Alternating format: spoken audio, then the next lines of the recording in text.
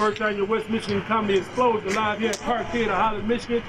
My name is KIMBLE Johnson, event promoter, Big Boy Investment Team. My mission tonight is to bring the whole community of Holland out together, laugh, have a good time, enjoy going we can do together. It's a new day, new event. Let's go.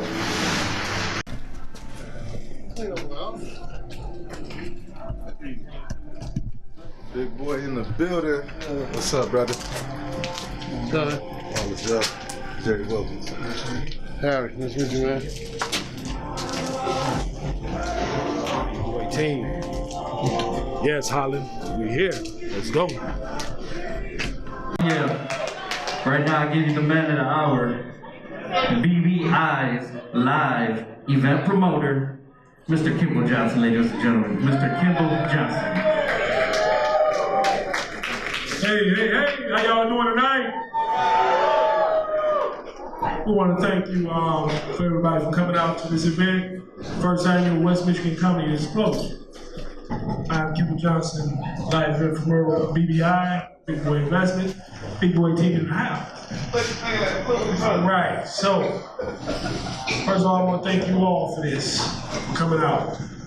My mission was to bring this whole community out to laugh together, have a good time tonight, grown folk style. Something we don't get here tonight in Holland. So y'all enjoy, all right?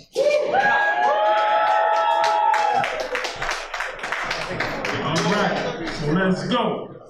Big Boy Investment Team in the house. We bring it to you the first annual West Michigan Comedy Explosion. I want to bring it to you the host tonight, Mr. RICARLO. Winston, where you at? Let's go.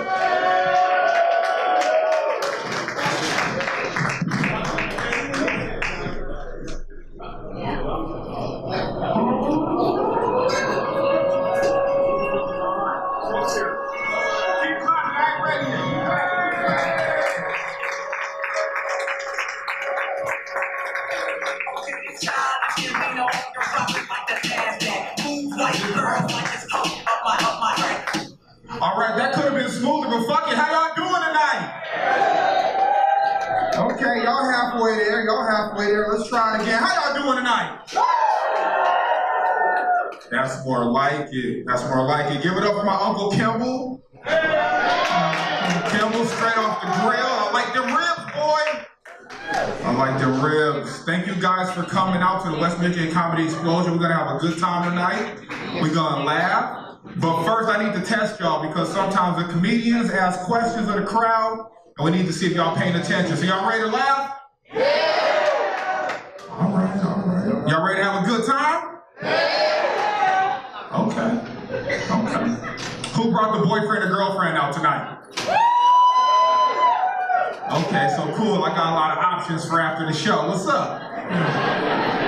Y'all doing? I'm the host. I want to go over a few quick rules. This is a live performance, so if we can keep the table talk to none, or the chair talk as it were, just act like you fucking next to your kid's room and just be quiet. Don't make a lot of noise. Everybody got their cell phones on silent? You got your cell phones on silent? Yeah? Cool. Let's get started. So as Kimble said, I'm your host for this evening, RICARLO Winston. I'm from Muskegon. Okay, what's up, Ski Town? What's up? Nah, man, I'm from Muskegon. I was adopted by my older aunt and uncle in Muskegon, so that makes me like the Fresh Prince of Muskegon. Let's be honest, I'm more like Carlton. Let's keep it real. I know who I am. But I didn't like have it as good as Will did. You know what I mean? He got adopted and went to Bel Air. I got adopted and I went down the street. I was still in Muskegon. The dudes that were up to no good were still in my neighborhood. I'm like, God damn it. It sucks. Real.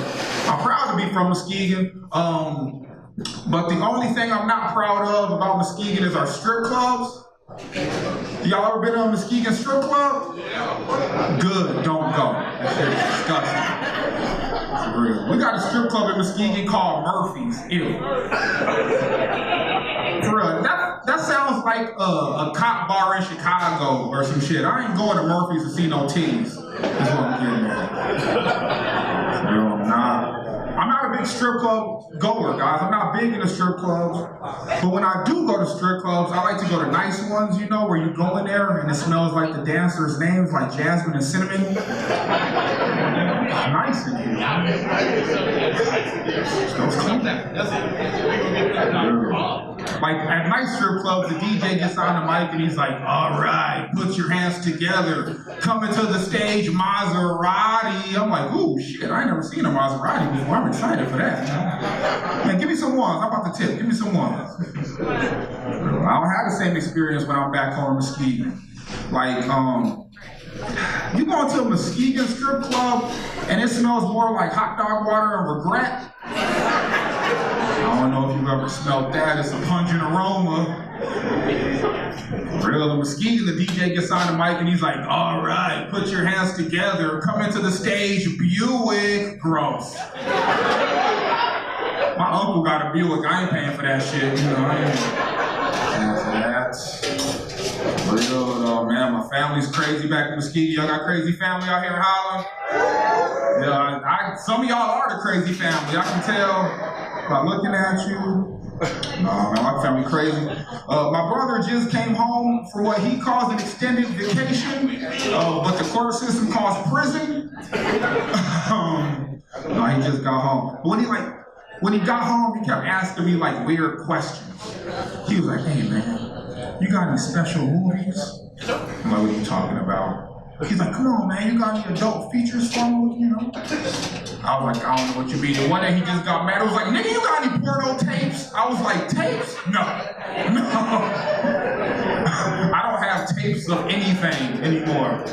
You know what I'm saying? Like, I get porn on my phone like regular people do these days. That's weird, that's disgusting. But that's weird, there's like places you can still go and buy hard copy porn. That's disgusting. Like you go in there, you put it on the counter, you're like, you know what I'm doing with it, I know what I'm doing with it, cool, we on board, all right. You go into the night, and you do whatever you do. But stranger than that is you can rent porn for family video. Ew. Cause you bringing it right the fuck back. That's disgusting. No wet wipes or nothing, you're just gonna bring it back. And I don't know, like, I don't know if y'all ever thought about this, but why do I gotta go through the saloon doors to get to the porn and family video? You ever think about that? Like, what does jerking off in the Old West have to do with each other? I don't know, but family videos figured it out. You know, because I'm like, all right, I suggest y'all try this because I think it's hilarious. So, I like to wait till there's like only one person in there, then I kick in the saloon doors, I'm like, I'm here to beat my meat. Just like a horny Yosemite Sam, you know what I mean? Yeah. I got a lot of time on my hands, you know. Okay, got it popping over there, that was not quiet, cool.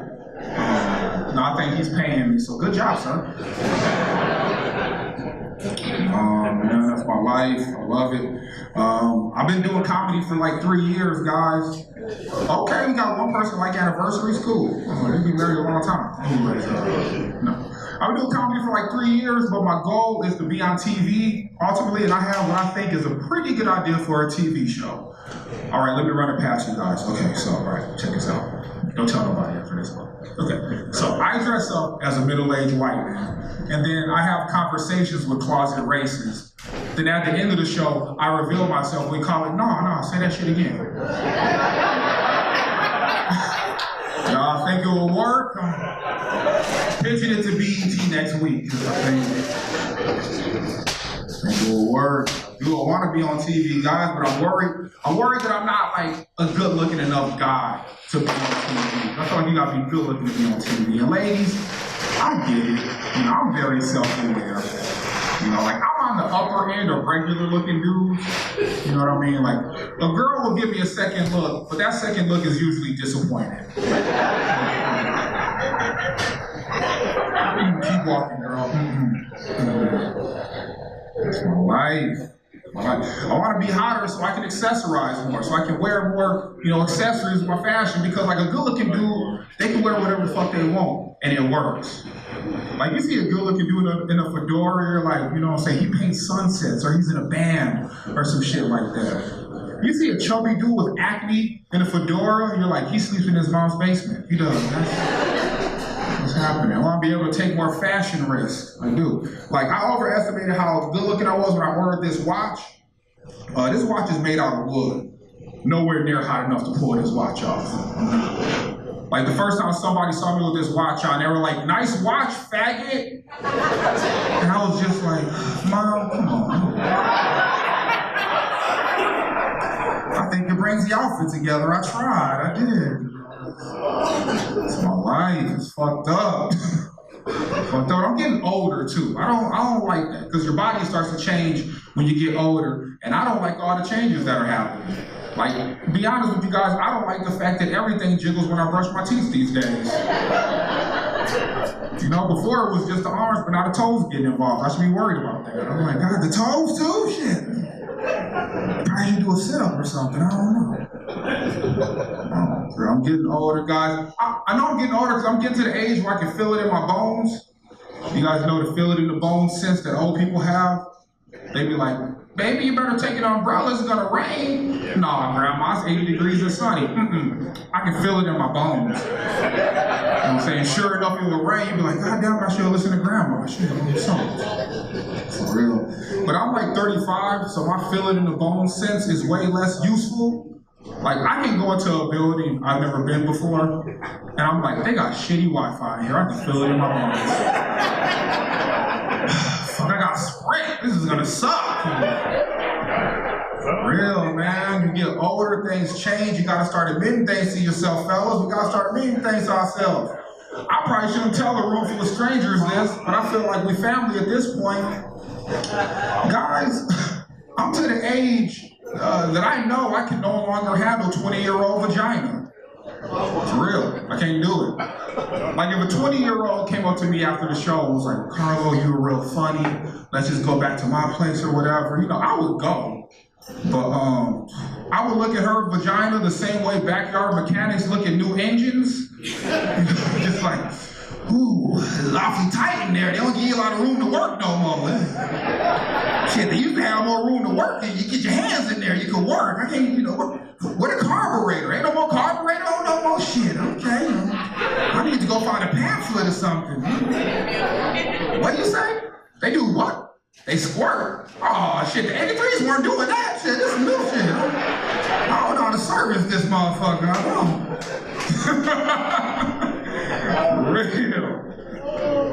Real, man. Crazy. Shit, I'm dating. Okay, cool, y'all proud of me. All right, Mom. I'm dating, guys. I like dating, but I want to keep it just in dating. You know what I mean? Because you have perks in dating that you don't have when you're in a relationship or married. Like married people, remember the days when you could still leave? Remember that? The good old days when you're like, you know what, you're being crazy, and you left and went to a completely different place. Like, what do you do if you're married and they're being crazy? You just roll over and make the fucking blanket border between the two of you? That shit don't work. You can feel her staring at the back of your head all damn night like, shit, if I was dating this bitch, I'd be at home right now. Bullshit. Shit don't work, man. For real. And I think we can all agree the oral sex you get when you're dating is way better than the shit you get in a relationship. Because it's like still based on attraction. You know, they don't know you as a person. Like you dating somebody, your girl be like, hold on, where you going? You going to work? Oh shit, come here, let me suck your dick. No.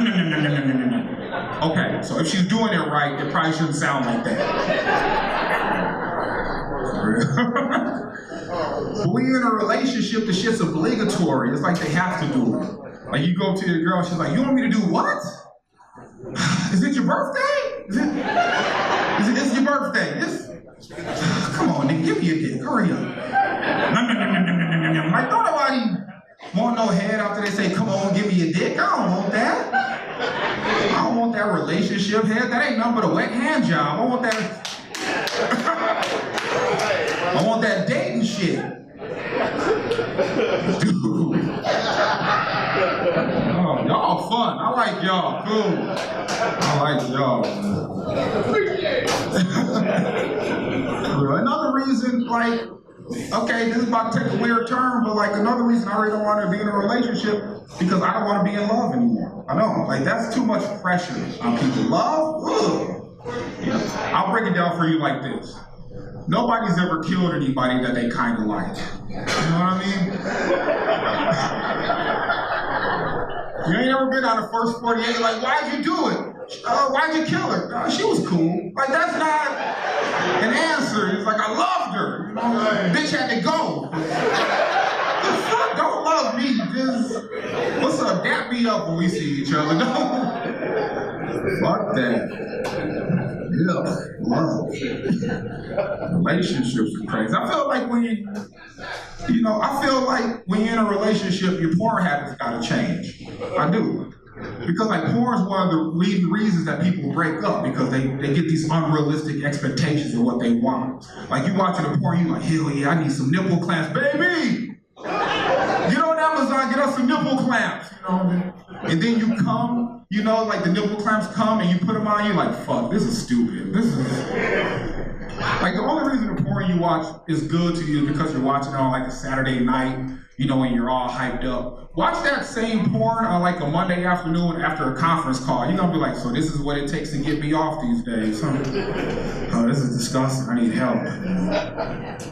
Like I believe that there should be a whole genre of porn dedicated to married people. And not just like, you know, not like amateur porn, I mean like real married people porn. So like the first 10 minutes is them deciding if they even got the energy to fuck that night. You feel like doing it? I mean, kind of, but like, I took a shower, but not like a shower, you know, fuck it anyways. Linda's been a bitch at work. You know, and then the dude started, I told you Linda was a bitch when she first started, you know what I'm saying? Then they peel off their comfy clothes and proceed to have the hottest one leg out of sweatpants missionary sex you've ever seen on Pornhub. You know what I mean? Like 2 minutes into it, the dude's like, God, I got a cramp, get on top. And she's like, I hate getting on top because I'm all jiggly and shit. He's like, fuck that girl, get on top. She gets on top for like a second. Then she's off because she ain't feeling that shit. Now he's hitting her from the back. And she's like, when you get ready to come, you better not get that shit near my face. It ain't your fucking birthday. You know, he's like, damn, baby. He's you know, hitting her from the back. Next thing you know, a 3-year-old runs into the room. He sees his dad's butt. He's just like, butt. And then the mom's like, get Tanner out of here. And then I come. And I think, how my porn should be from here on out for me. All right, y'all ready for y'all next comedian? All right, coming to the stage, this is one of my best friends in comedy, also from Muskegon. Put your hands together for my boy, Tim Mock, everybody.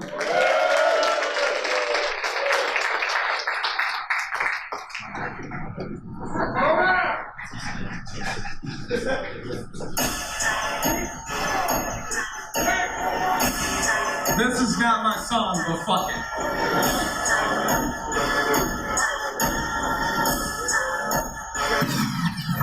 Yeah, just drop it right there. That'll work. Hell yeah, you guys give it up for your DJ. He's got 0 out of 2 songs right so far, you guys. He's killing it. You guys give it up for Andre the Giant for bringing the bar stool tonight for us to set our drinks on. Yeah, give it up for these 2 mics that I don't need right here.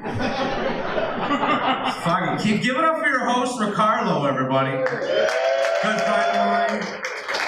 I close every show by making fun of them, so get ready for that. You guys, tulip time was pretty cool. We walked around before we came to the show tonight. It seems like you guys are trying to break a world record for the most wooden shoes ever sold in one weekend. That's kind of neat. I don't know, what you get them and you just set them on a shelf or something, right? There's no, like, no one wears them, do they? Does anybody wear wooden shoes here? No, shit, no, because you can't do nothing in wooden shoes. You wanna know why wooden shoes aren't cool? Because how many Dutch NBA players do you guys know? Not a goddamn one. Imagine trying to do a full court press in a pair of fucking wooden shoes. Clickety-clackety, clickety-clackety, clickety-clack. You get to like center court and just bust your fucking lip. That's what happens, you guys. I actually grew up with a Dutch kid in my neighborhood. I felt so bad for him, you guys, because he never got to enjoy Reebok pumps. His mom would just paint a swoosh sign on his shoes.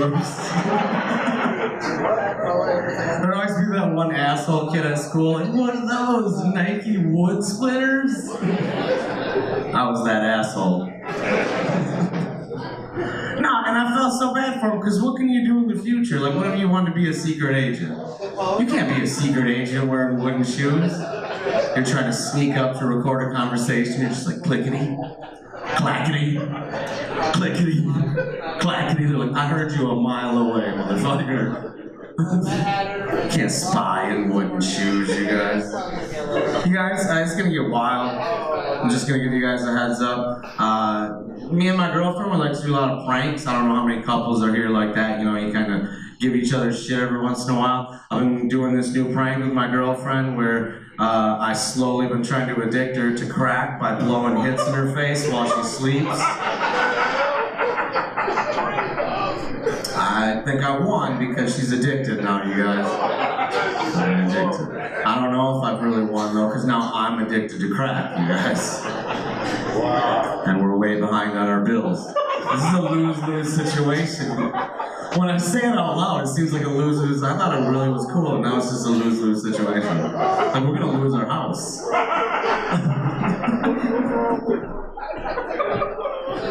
How many people here, let's calm it down. This is a comedy show, stop laughing. How many people here have ever seen Coopersville? By a round of applause. Oh yeah. This is gonna spark some people's memory that didn't clap right there. How many people here have smelled Coopersville? Yeah. It's so disgusting.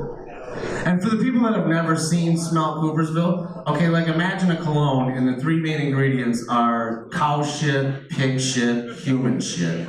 That's Coopersville's whiff from the highway, you guys. It was crazy. I did a show there not too long ago, and I walk out of the bar to smoke a cigarette, and there's a local that's walking out too, and I was like, oh God, dude, this is horrible. Like, how do you guys get by? And all of a sudden he looks at me, takes a deep drag of a cigarette, and he goes, you'll get used to it. And I was like, you know, I don't think I fucking want to get used to it. You know what I mean? I don't think I want to dull down the sense that lets me know that there's fucking shit in my presence, you know? I don't think I want to be swimming in a pool, you know, and like no one else is in the pool. And I'm like, where is everybody? And all of a sudden I look over and there's like 3 turds floating there. There's one lady off to the side, like, what are you doing in there? I'm like, come on, get in, you'll get used to it. You can use the turds as a floaty, get in. I really love doing that joke, because I can say you can use the turds as a floaty. And I was talking to a comedy friend of mine, and I was like, I wish I could do that joke when I go down to like Ohio and the other side of the state. But I can't, because Coopersville's not relevant. And he goes, this is what you gotta do, man, you gotta put in research. Get there a little early, you know, do a little driving around. Yeah, because that's what I want to do. I want to show up at 3 o'clock for an 8 o'clock show and just circle the surrounding communities with my fucking head out the window like, no, can't use this city. It smells like lilacs here.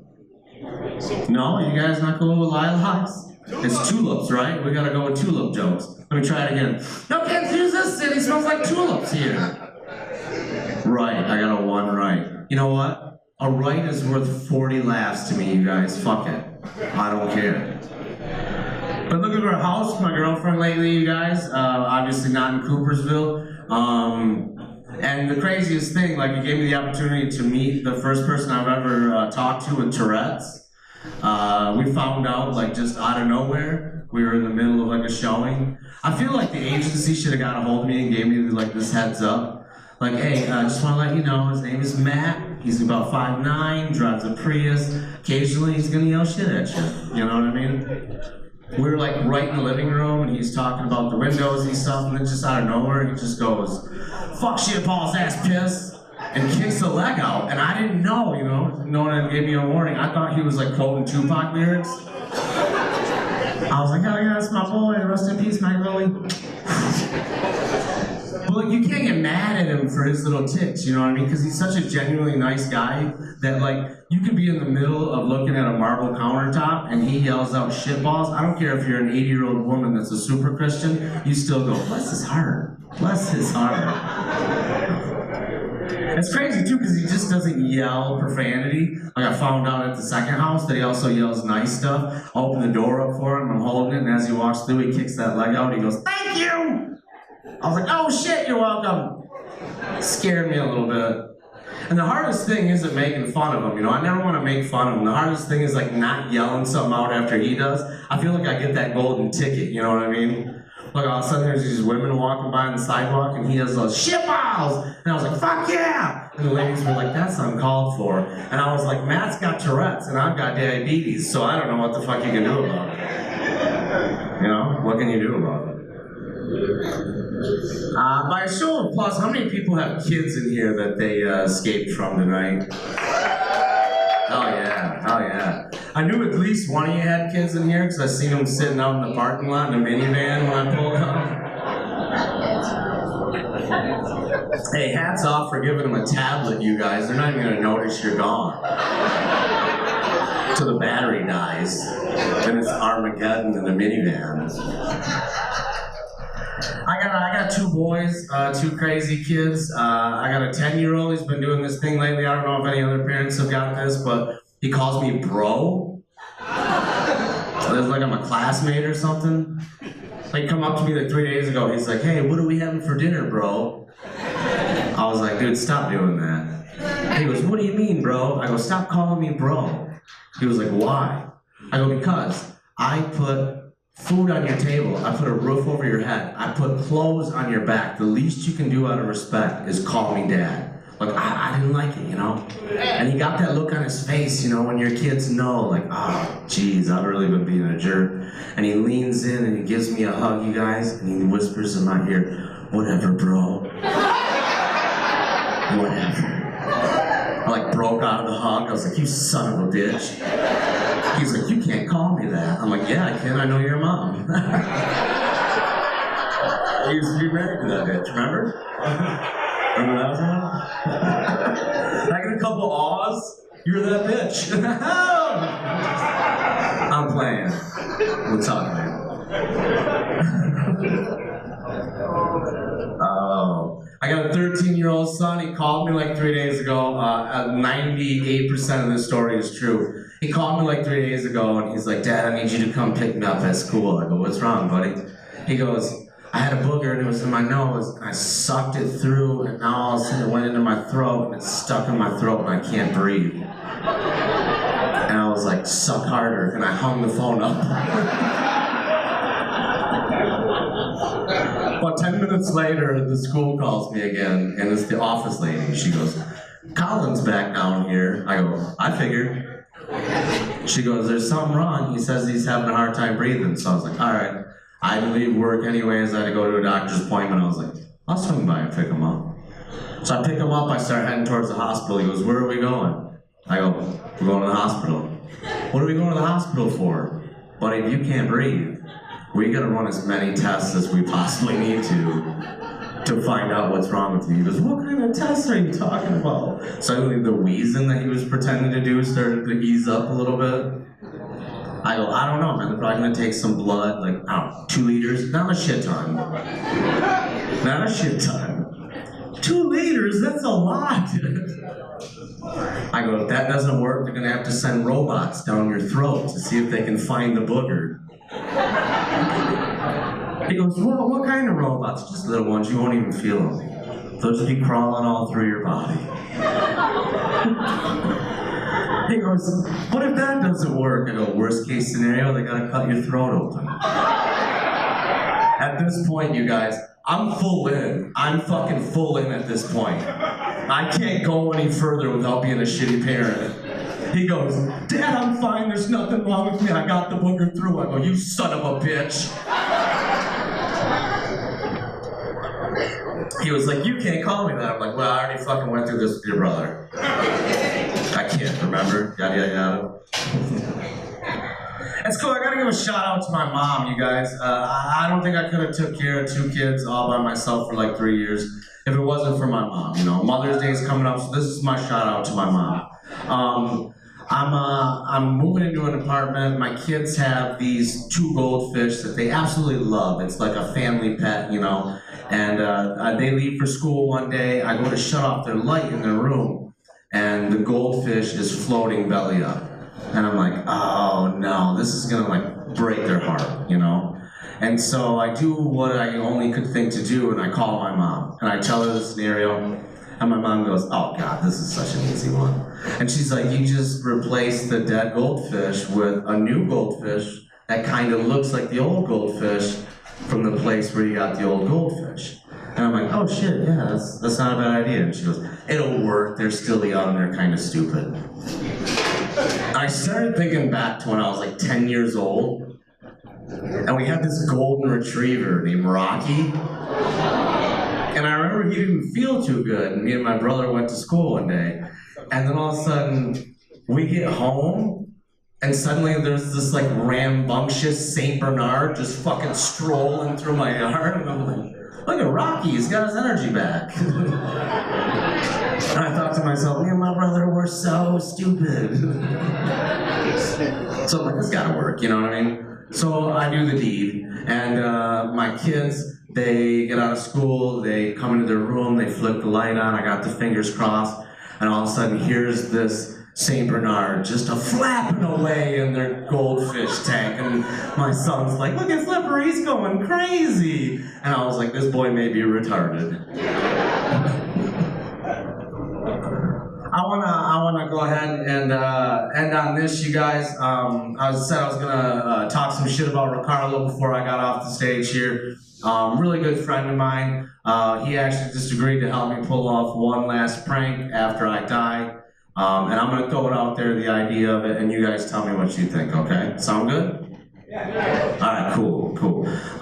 So exactly 2 days after I passed away, after my funeral, I want my buddy RICARLO to go onto my Facebook account, and I want him to post, it is hot as shit down here. Yeah, and that's not even the worst of you guys. Then, I want him to wait 2 more minutes, and I want him to post, but on a plus note, I just beat Hitler and Satan in a game of euchre, hashtag pure Michigan. Hashtag pure Michigan. And that's not even the funniest part of it all, is I could see my 13-year-old son reading that, you know, on his news feed, and just yelling into his girlfriend, or mom, I don't know how his life's gonna go, and being like, hey mom, you know they got Wi-Fi in hell? Yep, fucking dad's on it right now. I'm there. All right, you guys, you've been a fun crowd. Give your hands a little bit of a clap for RICARLO Winston, your host.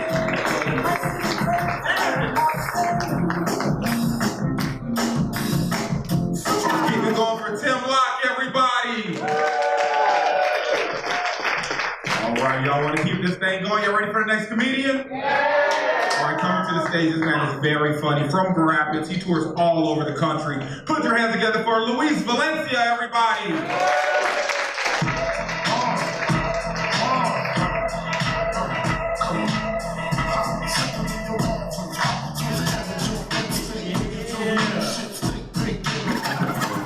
Oh man, I'm excited to be here. Woo! This is awesome. I love this. And we can get black people and Mexicans together to sell tacos in the theater at a comedy show. This is what America is about.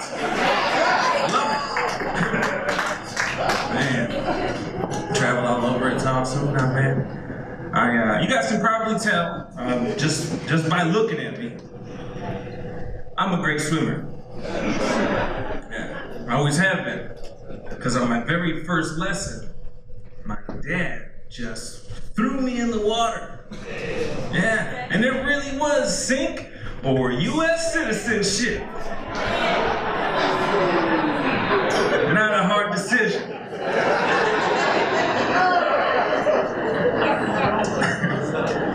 I was actually on the high school swim team. Yeah, swam in high school. So picture all of this in a Speedo. You're welcome. Don't cover your eyes, baby. You know you don't want to. I was actually good too. I was a good swimmer. I was always the first one to get out on the other side. All my teammates would yell at me, you know. They're like, Luis, you gotta swim back. And I'm like, no, I'm not as stupid. All the jobs are over here. I'm just looking for all the people who aren't laughing. That's all. Just looking around the audience, seeing you guys. There's always a couple people that are upset. They're just like, but these illegals are stealing our jobs. Yeah, not the good ones. If you're scared of someone that can't even read the application to steal your job, you need a better job.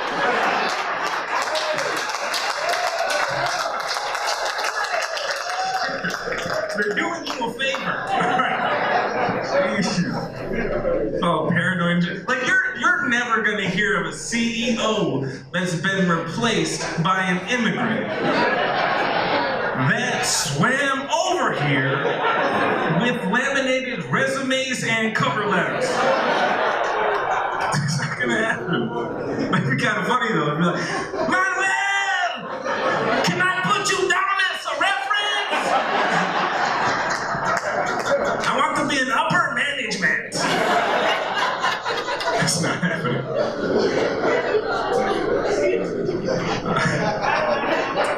After I tell that joke, I always feel the need to tell the audience that I was born here, right? So you can't touch me.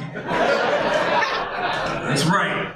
I've earned immunity. You guys have no idea how hard I worked to be born in the United States. Yeah. Oh, I'm telling you in a minute. Just calm down there, sir. If you waited 5 more seconds, you would have found out. Now you gotta wait 15. How you like that? Shit. Fuck that joke. I'm moving on.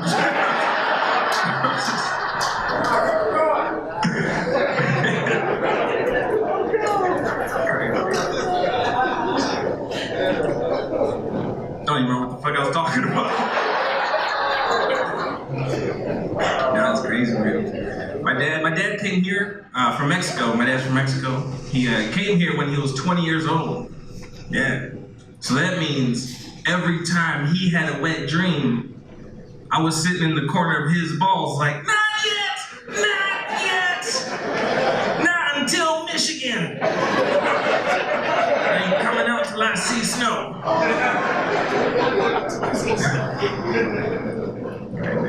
My full name, like he said, my name is Luis Valencia.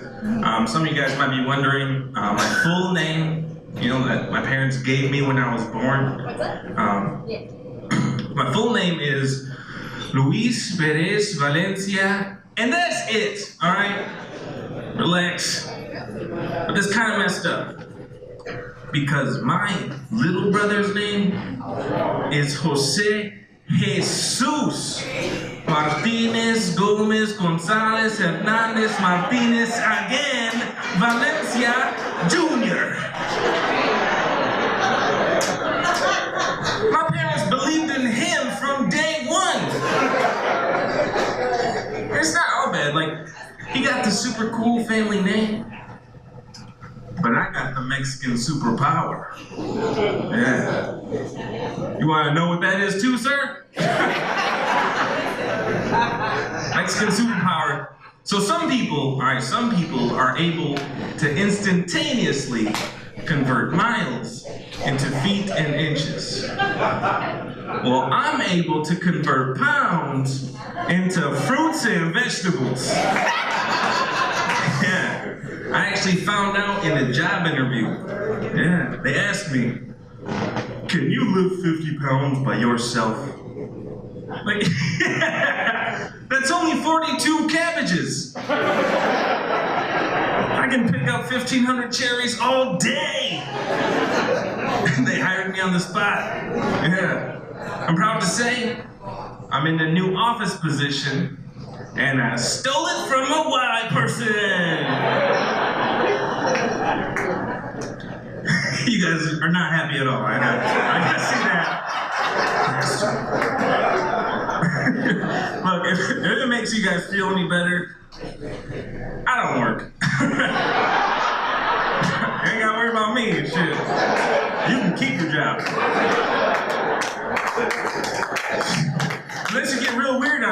make one phone call to a cousin and y'all be all unemployed by Monday.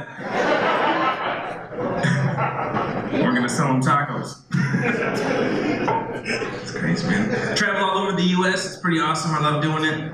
But I never thought I was gonna be a comedian.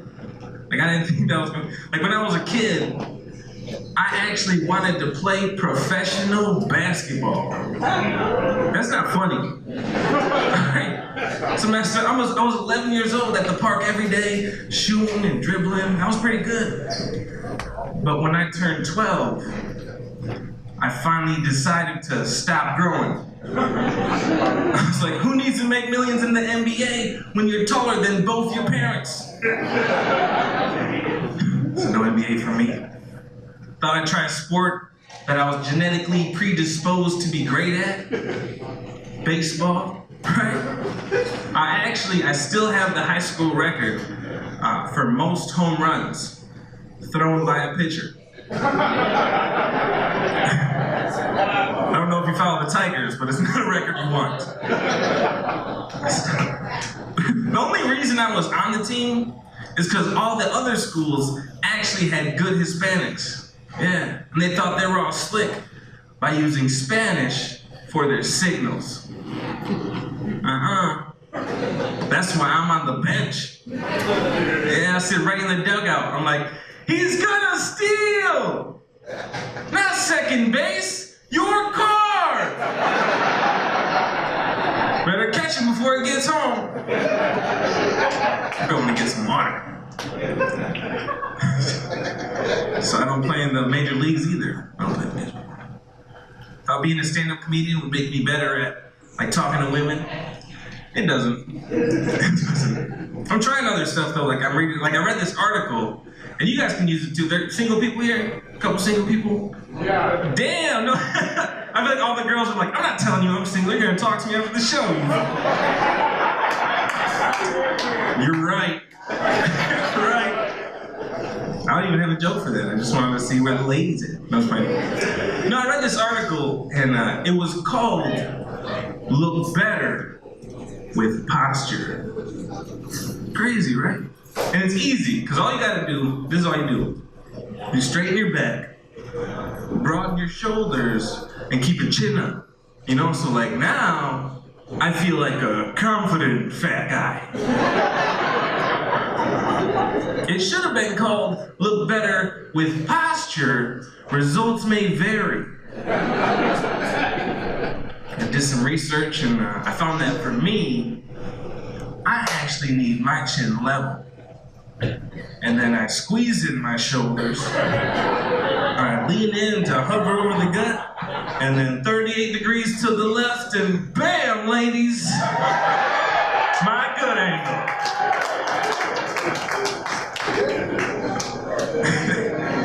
That's my stuff. It just, like there's just guys born tall and handsome, you know? You got no problem talking to beautiful women. And then I'm in the corner like a fat robot with scoliosis. I'm like, hey ladies. Can Optimus Prime Rib buy you a drink? Autobots roll out. Crazy, man. Trying to dress up too a little bit. Like I did this corporate show wearing like a shirt and tie. And afterwards I'm in this bar and this beautiful woman walks in. And I mean gorgeous, right? Like you could tell just by looking at her that she had a great set of values and huge aspirations. And she walks right up to me and goes, "Excuse me, big boy, is the kitchen still open?" I'm thinking like, what the hell does that mean, right? Like, maybe. Now, just maybe, she likes bigger guys, right? It's like a Chubby Chaser pickup line. What's up? Or she just thought the first fat guy she saw was gonna know the hours of operation of every kitchen in town. Now I didn't know. So I played both situations. Yeah. I didn't skip a beat. I was like, well, this kitchen just closed. But if you want pizza, Giorgio's is across the street. You want a burger, Hopkins right next to it. But if you want the whole enchilada, you gotta come to my house. But you gotta be quiet, cause my mom is still sleeping. Where you going? So no single ladies, I got that, cool. I understand why, it's all coming together. I'm on Tinder, you guys here on Tinder?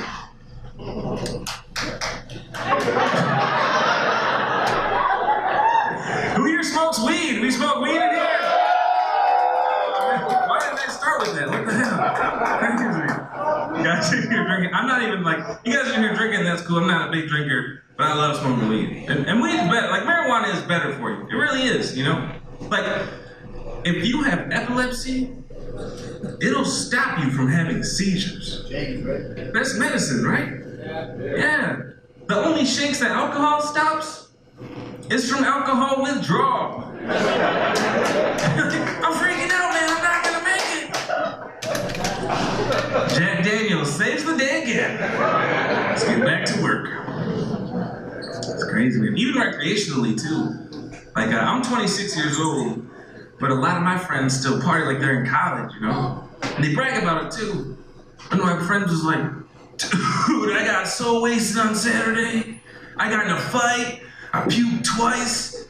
Woke up butt naked on my neighbor's yard. It was awesome. I'm like, damn, dude, that's a crazy night. Want to go talk about it and smoke this joint? He's like, no, man, I don't do drugs. I smoked once in high school and it made me feel weird.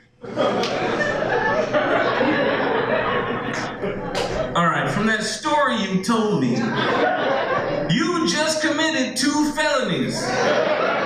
But you don't want to take a hit of this doob because it made you sit on the couch and watch SpongeBob for 3 hours? You just suck at doing drugs. Come with me, I'll show you. Being on the road so much, not even being from the road, like, I got trust issues, man. It's hard to settle down. It really is. Because of my parents, you know? Like, they're one of those couples that never should have been together. You know what I'm talking about? Like, for starters, my dad likes dogs, right? You got dog people here? Yeah, people like dogs. And my mom hates dogs, but loves women.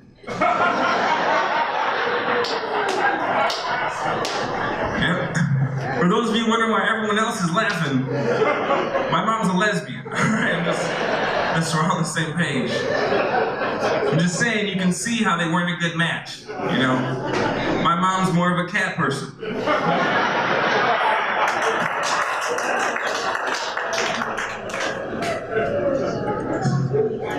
It's crazy. My mom's a lesbian. Like, this is all real too. Like, my mom's a lesbian. And it's crazy because just by looking at her, you would never guess.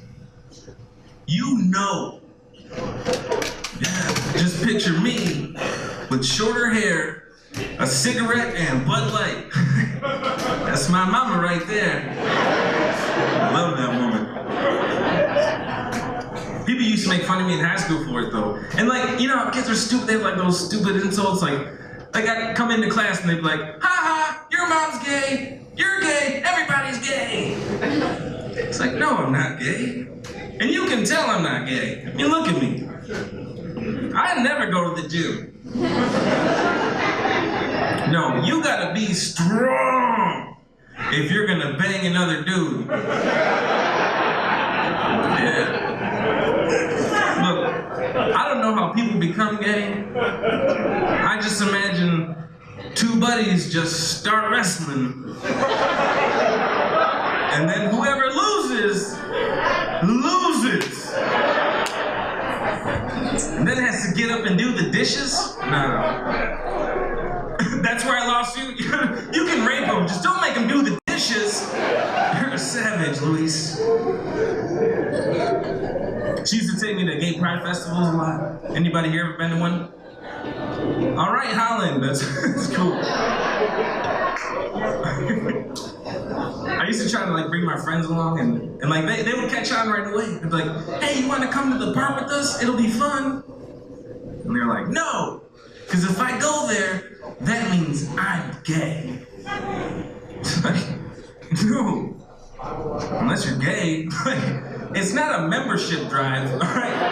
They're not there to convert you. Like, there's no booth. You walk in, they close a curtain, and then you pop out. Fabulous!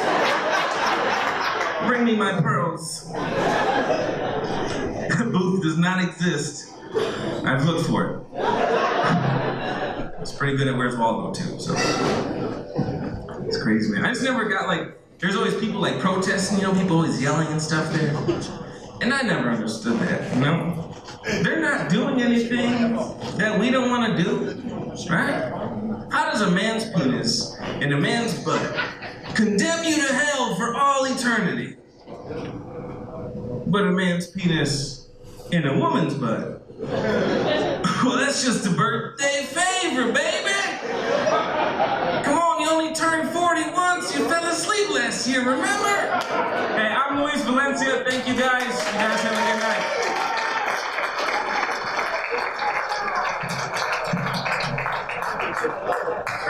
Keep it going for Luis, everybody. It's a birthday favorite. Oh man, Luis was talking about smoking weed. Y'all some weed smokers out here, huh? Y'all, I see y'all ever been so high that you wait for a stop sign to turn green? Just me yesterday? Cool. People behind me was honking. I'm like, I got weed on me. I can't run this sign. All right, let's keep this going. This is by far the largest comedian you will ever see. Coming to us from Southfield. Put your hands together for Rowe, everyone.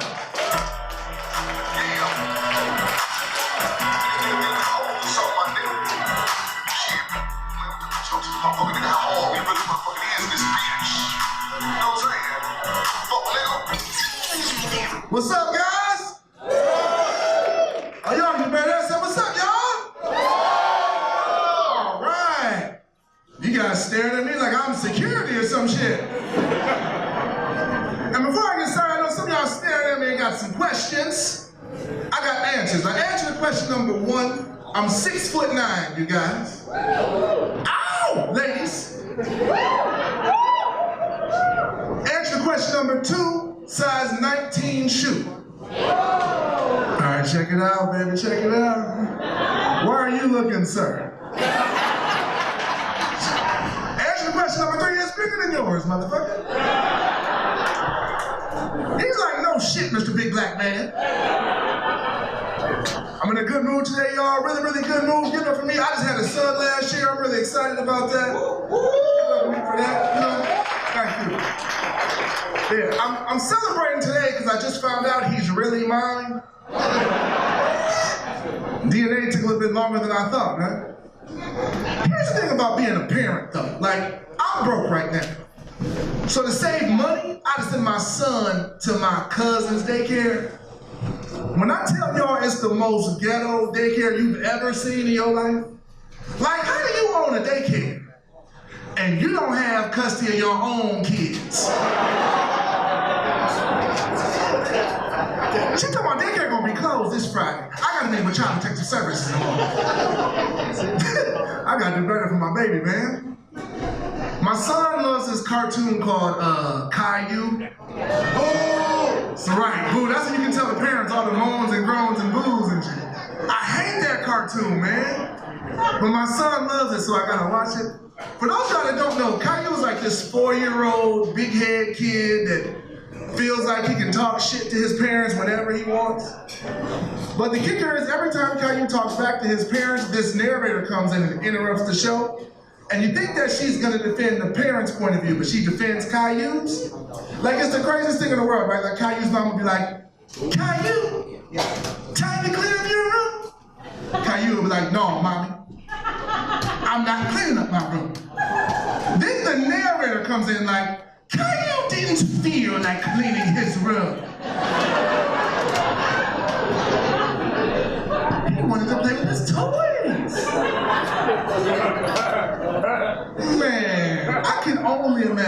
If my mama was the narrator for that cartoon, it'd be a totally different cartoon, right? Like how you was gonna be like, Caillou, time to clean up your room. Caillou would be like, no, mommy, I'm not cleaning up my room. Then my mom come in like, see, this is the part where Caillou needs his ass whooped. You got me fucked up, Caillou.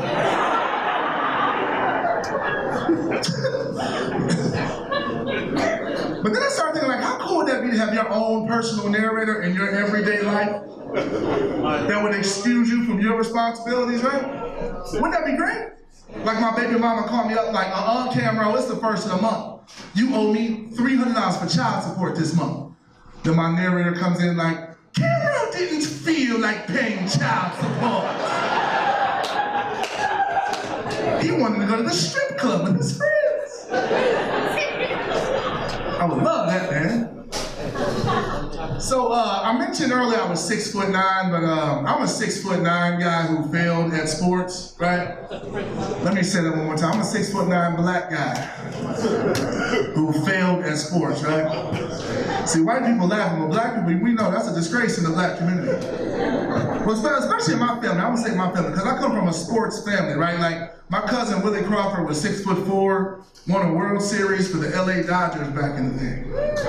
Yeah, not only that, my father, Curtis Rowe, he's 6'7". He's a March Madness legend. Won 3 national championships at UCLA under Coach John Wooden. Then in 1971, he got drafted by the Detroit Pistons. He became an NBA All-Star. Yeah, I'm Cam Rowe. I'm 6'9". My last job was at Burger King. They were like, did your boy play ball? I'm like, no, he can make the hell out of some double cheese Whoppers, though. So my family, like, they love to mess with me because of this, man. This is like a true story. Like, when I was still actively pursuing sports, my family prank called me on NFL draft night. No, don't say, oh, they some assholes. Bro, I can't make this up. I got a call. They were like, this is the Detroit Lions. We want to draft you. I said, for real? She said, hell no, this your mama. I'm out here, take out this trash. Everybody drafting you. It's my mama, man. It's like she loves me, but she can't stand me. You know what I mean? I was like her ticket out. Like she was just staring at me the other day. I was over her house. I said, what's wrong, mama? She said, so I guess I just fucked your daddy for nothing. That's what I done. I was like, first of all, it's my birthday. But you're gonna tell me that shit tomorrow. I can't have like regular people problems, man. Like, I just gotta throw my height into it. Like, don't let my cell phone get cut off or something like that. They're like, look at you, 6'9" with your cell phone turned off. I just seen LeBron James in the Verizon commercial. It's like, it's still my birthday, mama, damn. But I take that from my mom, right? Because that's my mom, you know what I mean? I take that from her, right? Like my mom's so strong. She's a strong woman. Like, you know, Mother's Day coming up tomorrow, man. You know, my mom's so strong. I think that all women are stronger than men, man. Give it up for y'all for that, man. Because you gotta think about it, like, my mom had me the old-fashioned way with no drugs or nothing. Would you help my big ass with no drugs? I came out this size. My mom had me with no drugs. I had bowel movement so big I wish I had an epidural. Shit. So I take that from my mom, right? I ain't gonna take that from everybody. Like my cousin be talking about, man, your daddy played pro ball, you should have played pro ball. I said, ain't that a bitch? Your daddy was a pimp. We never got no hoes around. You know how disappointed my bachelor party was because of you guys? That's what I said, man, like we like to have fun in my family, you know what I mean? Like we love to roast each other and make fun of each other. Like you guys ever seen those Comedy Central roasts on TV? You guys ever watch those? Or those Dean Martin roasts back in the day? That's what we do in my family all day long. I think we take it too far because nobody's off limits, like the kids and nobody. Like once you learn how to talk, your ass can get roasted in my house. For real, man, like my daughter, she's 5 years old. I was getting ready for the show tonight. She said, Daddy, you getting ready for the show tonight with your dinner shirt on. I said, dinner shirt? She said, yeah, you spilled dinner on your shirt. And I started to let it go. But then I just looked at it and I was like, at least I got all my fucking teeth in my mouth.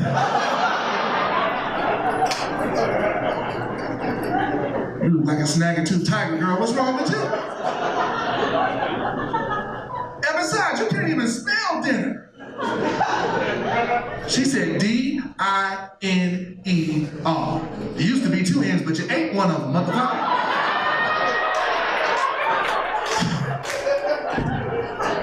I said, damn, she's good. So now go make me some Whoppers. Family's crazy, man. The whole family's crazy, man. Pops is crazy, man. My dad, like I said, played in the NBA, you know what I mean? And one thing about my dad, he's like a big kid, man. Like he likes to have fun. Like one of his favorite things to do in his heyday was drive around in a fancy car and then park next to a white person in a shitty car. And as soon as they made eye contact with him, he'd lock his door. White people say lock your door, they're dangerous.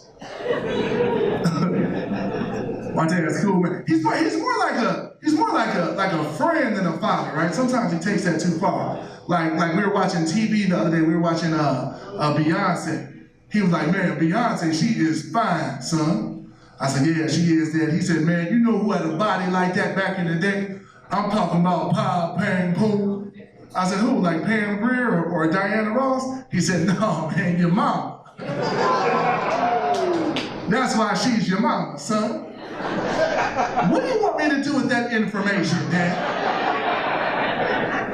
I can't look at Beyonce the same no more, man.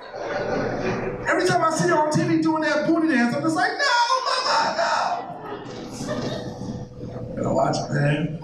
But I have been working out, y'all. Been working out, which is cool, you know what I mean? Give it up for me, I lost 25 pounds last month. Yeah. That's right. Well, I gained it back this month, though. Shit. Last month was my month, though. And I had to do something about working out, man. I was like a tall, skinny kid growing up. You know what I mean? Like just a few years ago, I used to weigh 225. Now I weigh too fucking much. So I had to start working out, man. And you know, people treat you differently when you gain weight. Like when I was thin, everybody used to say I look like Kanye West.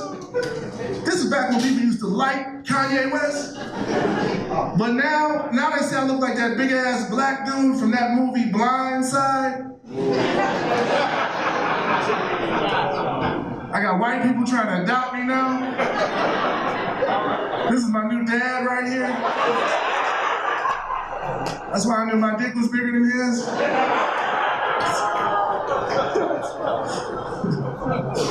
But because I've only been this big for a few years, I'm still a skinny person in my head, right?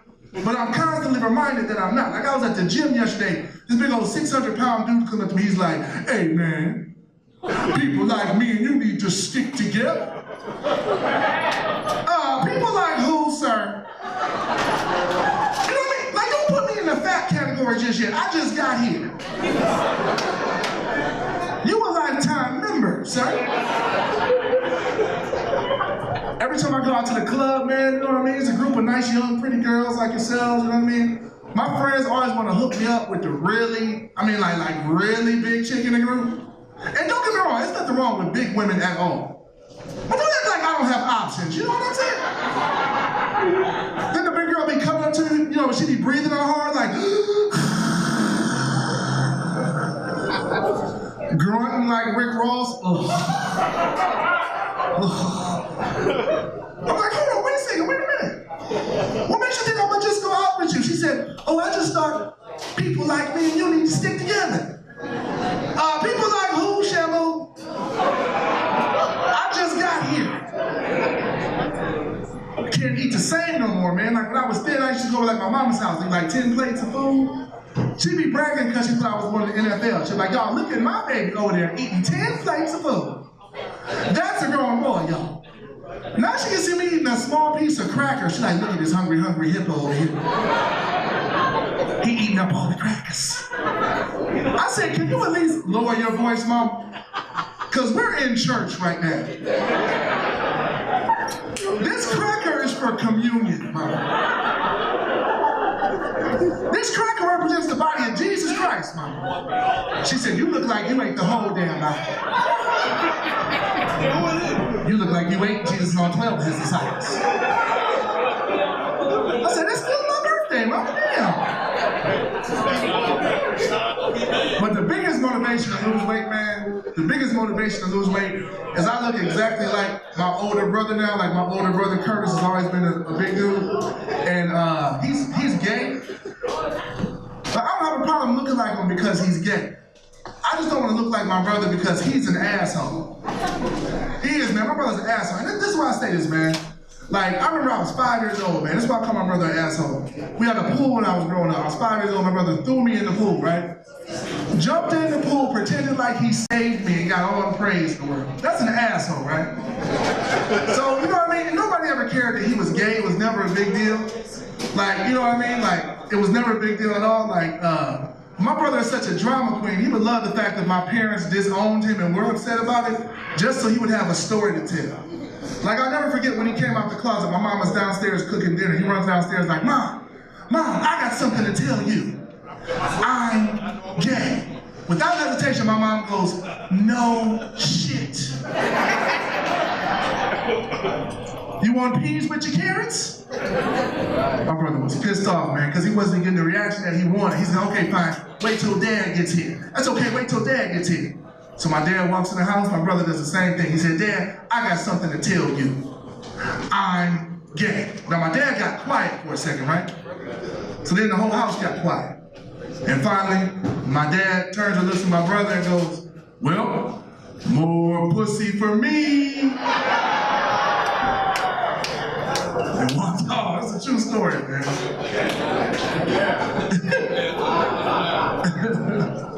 Brother was pissed off. So I'm a stepdad, y'all. I'm a stepdad also too. Oh, I'm proud of I never get claps for that shit. Thank you. It's some young people in the audience. I'm gonna keep it real with y'all, just in case y'all become step parents. You know what I mean? I'm gonna let y'all. I created my own definition. A stepson. That's when your wife and a stranger fuck, and then you have to take care of the product of said fuck. See, because the stranger left because he realized your wife was crazy before you did. That's what a stepson is, man. Now, I love my stepson though, man. He's 10 years old. I've been in his life since he was 2. He goes to one of those like prestigious prep schools, you know what I mean? He's real health conscious as well. He's always trying to drop me like subliminal hints to lose weight, but he's kind of a smart ass about it. Like he came home the other day like, Dad, I need you to help me with my spelling words. I said, okay, cool, what's the first word? He said, diabetes. I said, man, it's not a real spelling. He said, no, Dad, they're just bonus words. I gotta use them in a sentence. I said, what are the next words? He said, gym membership. I said, okay, man, you trying to be funny, right? You trying to be funny. I said, why don't we use the word doggy in a sentence? As in, after I help you with your spelling words, me and your mama about to do it doggy style. Just something to think about, son. He said, Dad, that's funny. That's real funny. But seriously, before you go, can you help me use the word first in a sentence? I said, first? He said, yes, and my real daddy did it doggy style first. Just something to think about, Daddy. He was right. I was up all night thinking about that shit like, damn, he's good, man.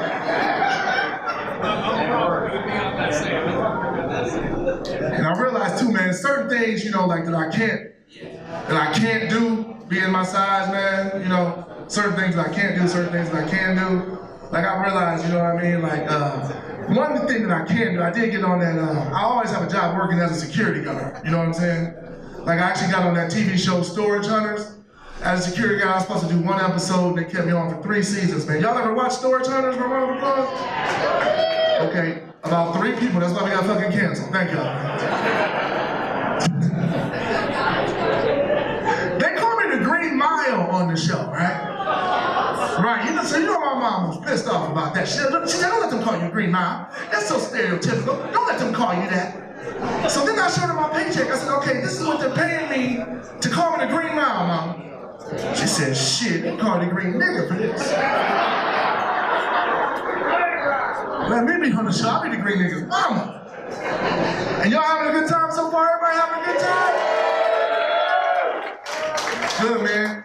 Can I tell you this, man? You know, most comedians, they like to leave on a funny joke or inspirational story or quote. I just want to say, I like to leave on an inspirational quote. I just want to say, like, whatever you guys want to do in life, you're never too young, you're never too old, never give up, and believe in yourself, man. Seriously, never believe in yourself. Yeah, man. And I tell you why, man. See, I was talking about giving up comedy about a year ago.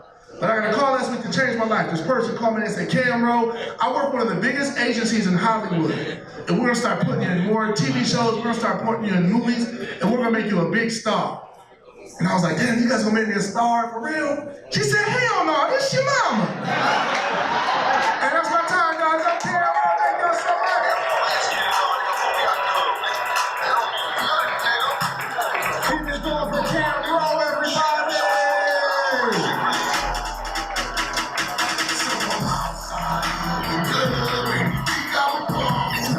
That's a good song for that motherfucker, goddamn. I done a lot of shows with Cam. I don't like doing shows with Cam because he makes me feel small. He's like, I could sneak him and get him.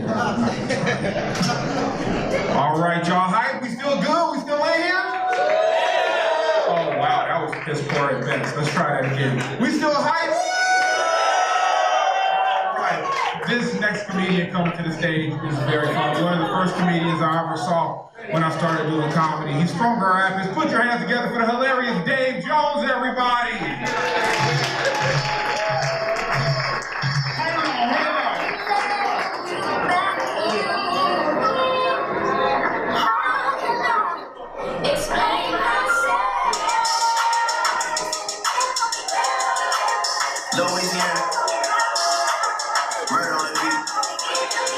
You gotta turn over with me, Holland.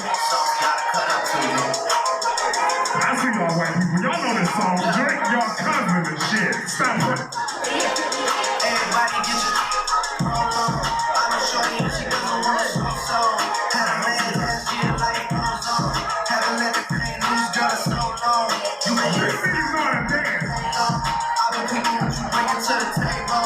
Working hard, girl, every day. Pay for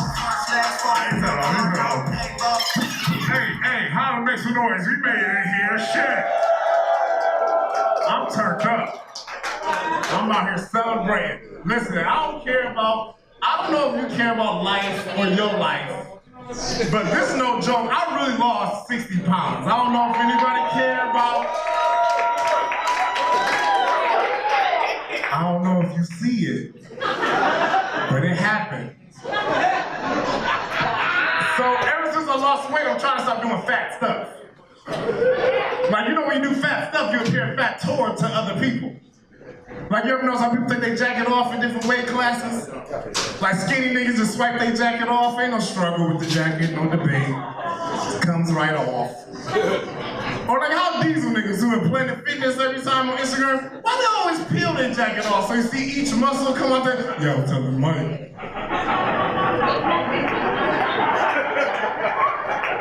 I'm coming, man. Too many reps. But fat people, we take our jacket off the same way every time. So, keep your nose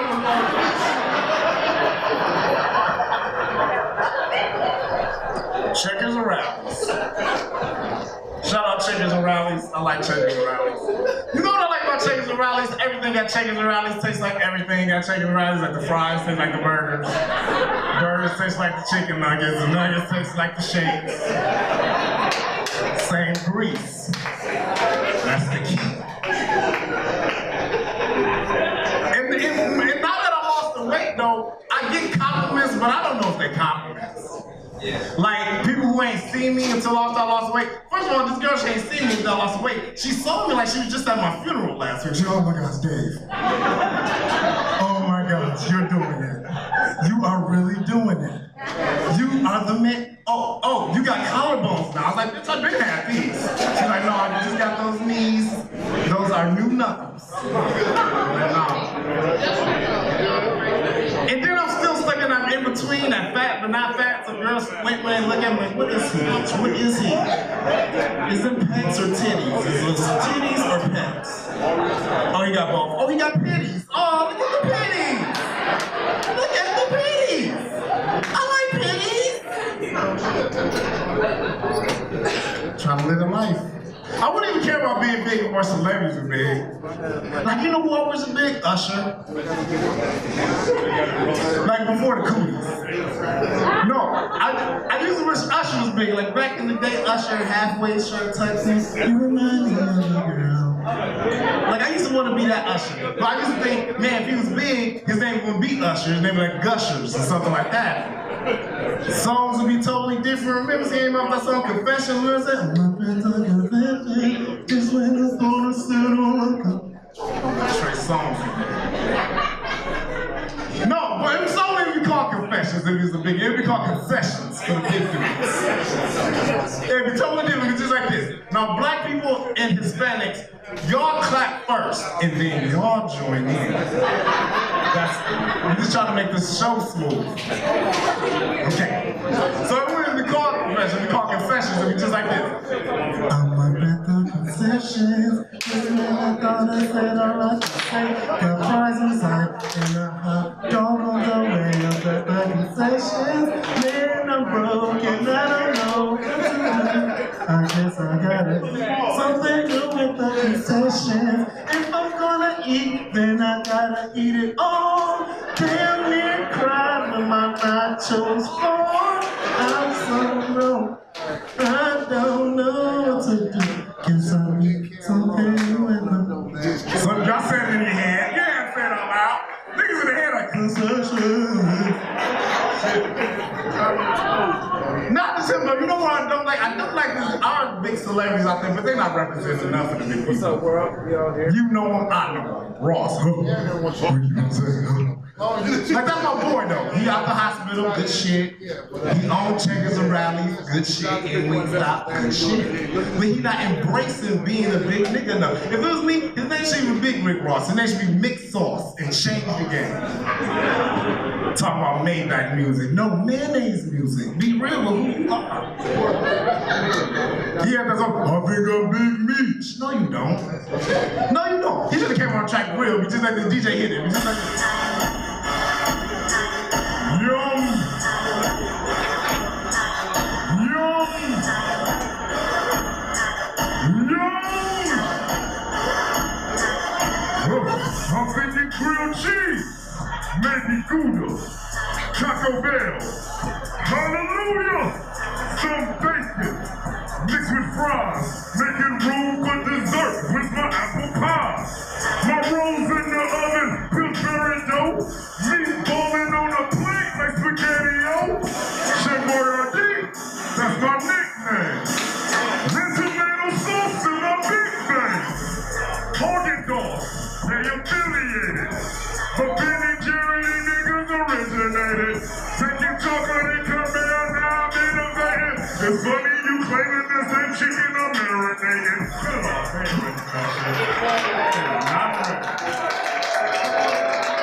favorite. I love it. I love being part of the big community. Because I love big girls. All my big girls out. Okay, first of all, I see you, you see you, we see you. Because all of y'all didn't say nothing. So I'm going to say it to y'all. My big girls out. Chicken. I love big girls. I love big girls because real niggas know, real gentlemen. There's things you can do with big girls you can't do with skinny girls. Real brothers, there's things you do with big girls. You can do with big girls, you can hit them from the back and still suck on the breast. Just flip it over. Have you had it flipped? You gotta flip it. It might not be a breast, but it's something soft. A cushy knee, soft elbows. I need it all. And there are some things big girls do I don't think I can. Like, I don't think big girls shouldn't get tattoos, but maybe you shouldn't get that right there. You know what I'm saying? Like, I remember I was dating this beautiful big girl, beautiful. And she had a butterfly tattoo right there. It looked more like a pterodactyl because the wingspan was prehistoric.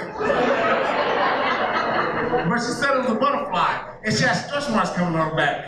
Have you ever seen a butterfly caught in a spider's web? Because that's what it looked like.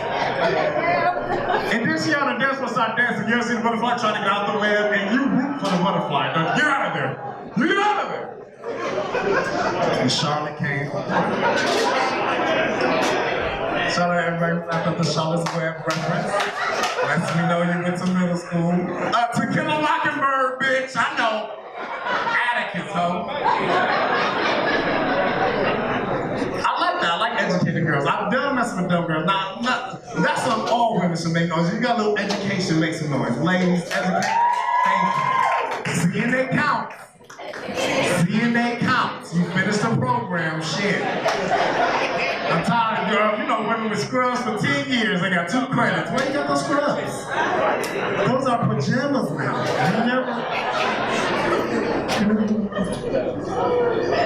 I'm jealous with dumb girls. Because fellas know she look good. Even if she dumb, you'll like try to do little things and smarten her up a little bit. Like I remember I was dating this girl, she was dumb, but she looked good, and it's her birthday, so I gave her a word of the day calendar. Inconspicuous, one of the words. So I gave her a birthday present. It was a word of the day calendar, but I don't think she did it because one night she's gonna call me in the morning like, you might want to get your umbrella. You're supposed to participate outside. I'm like, huh? She said, yeah, 30% chance of participation. I'm thinking like, well, you saying that wrong. So I took her to a restaurant. I'm thinking, oh, maybe she, smarter over meals, big girl, maybe dog. But as soon as she at the restaurant, she was dumb. She picked up the menu, she's like, ooh, I like this restaurant. You get 2 entries for $8.99. I'm like, well, what's an entry? She's like, entry, nacho entry, potato wedge entry, fried entries. Oh! Now, the reason this joke is funny, because somebody's not laughing right now, because they don't know. Like, they really sitting here, like, at 42, like, go back to the Usher joke, I don't get this one. I like entries, so I get entries all the time. I don't know what the joke is. It's pronounced entree. Now, the reason I tell you it's pronounced entree is because there's some fake laughers in here, too, like, I get it. Why don't you get it? So, let's take that home with you. But what really guilty is we had a 1 hour a night Discovery Channel. 1 hour a night Discovery Channel had to do it. We rolled a blunt, joint. Anyway, I'm gonna mess with y'all, because y'all, the only way right here is like 4 rice in a raisin basket. And it's just like, they wanted to be these people tonight. But it's all fun. Get out. But anyway, I don't know why I said it. I don't know why I said that. I don't know why I said that. I don't know why I said it. Didn't have nothing to do with nothing. I just said that. I don't know. But we had a 1 hour night Discovery Channel. Had to do it. We watching the expose of the Empire State Building. The guy said, hey, did you know that the Empire State Building is so high, if you drop a penny off the top of it, it travels down to such a great height and speed. If someone's standing under that penny, the penny can burn a hole through their body. I said, wow, Tisha, that's interesting, ain't it? She's like, I wish my baby daddy was down there. I'll drop $1. I'm like, well.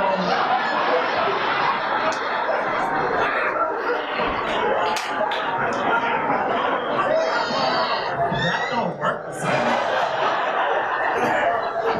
And I'm smoking, so I'm like, man, I don't really feel like it's putting a molecule.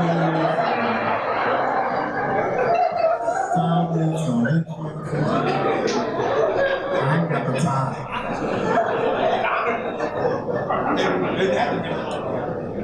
All my masturbators make some noise, man. Silver bullets. Nothing, come on. Pure romance party, bitch. Hello, Moscato. Joyce House. I sneak up in the pure you a romance person. What you getting? Thought that was a lipstick. That ain't no lipstick. That ain't no lipstick. I masturbate. I can be real. My cell phone, $50 plan. I masturbate good too, like really. Like you ever masturbate so good you lose your own drawers? Like.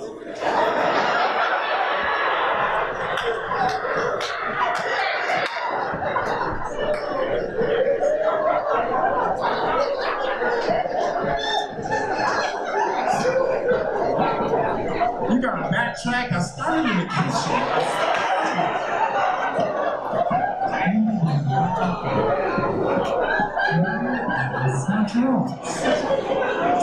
Living room, you did this in the living room. Ain't nobody here. I need drawers for it.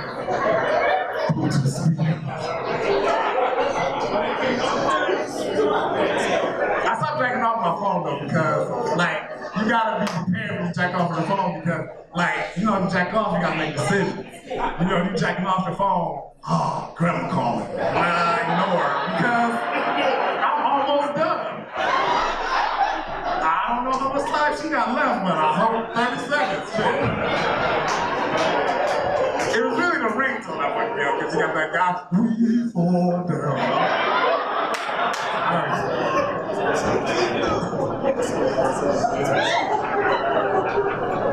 One time I scratches on my own back. I'm too far. Pinky on my arm and shit. But fellas, you gotta be careful before you bring your girl in that freaky world with you. Like, you know, fellas, you're trying to watch porno with your girl, watch that shit first. Don't just throw on shit. She crazy. You gotta watch this, you gotta put porno on with your girl, his dick way bigger than yours. I'm gonna watch this one. This is not even the one.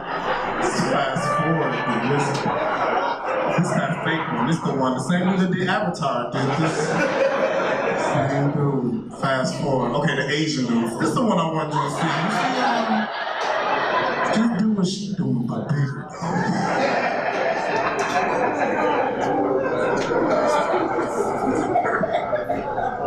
That's funny. Bigger though. That's funny. All my fellas eating ass, make some noise. Are you guys married? You guys married? No? Oh. Any married couples in there? No. They don't want to make no noise because they know they eat ass. Oh, noise. I'm married. It's in the contract.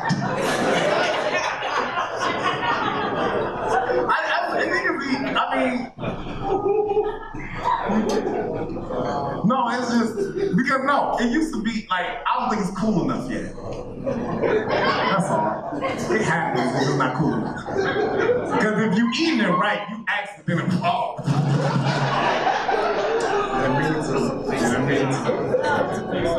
But it's just not cool enough. Like, okay, right, okay, I said eat ass, I got quiet. All my fellas eat coochie, make some noise. You eat coochie, eat your girl coochie. See how noisy you get? Back in the day, niggas wasn't claiming eating coochie. Man, you eat coochie, man, I'll beat your ass.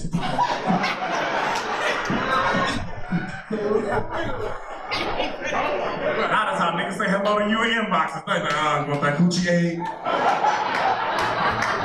Cat face, water flakes. I don't know what they call it. That's what freaky girls send you.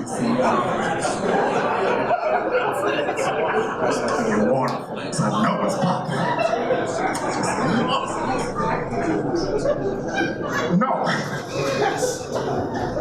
And then like shit happens. Like I don't like gay shit happening to me and it's not my fault. Like real niggas know. You don't like gay shit happening to you. And like, sir, gay shit ever happened to you and it's not your fault? Never? Like you never thought you had the boo-boo and you sat down and you peed but no boo-boo came out? Now you just sat down and peed today. Like you can't be manly after that shit. You at work and they ain't trying to hoop. Oh man, I'm just gonna go home, watch Empire. You can't be manly after that shit. I don't like gay shit happening to me. Like my boy texts me too gay. Like the way he texts me too gay. Like, sir, if we texting and the answer is okay, send me an O and a K, sir. Don't just King. My boy King. You come to the comedy show, King. Strong arms, smart eyes, hard A. I'm like, hey bro, why you got cucumbers in this text message? Unnecessary. Not from Tyrone. Not my fault. And then, sir, if the word is come, C-O-M-E, this nigga keeps C-U-M-ing me everywhere. Why is this nigga C-U-M-ing me? And it be so inappropriate. He come to pick me up. I'm coming. Are you ready? No, nigga, I'm not ready. I am not ready. Not for no C-U-M, nigga.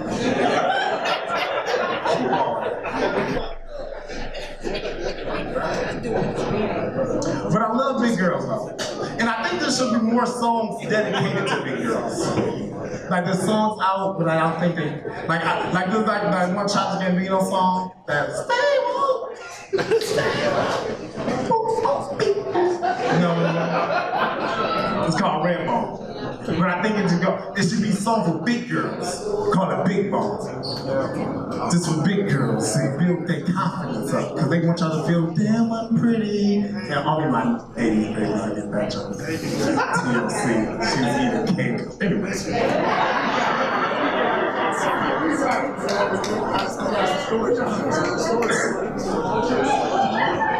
Remember she ate the cake that was in her bed. TLC. Classic group. Okay, so no, it wouldn't even be called Redbone, it's called Big Bone, because I'm big artist. I wrote it, it'd be just like the DJ hit that shit. It'd be just like, come on.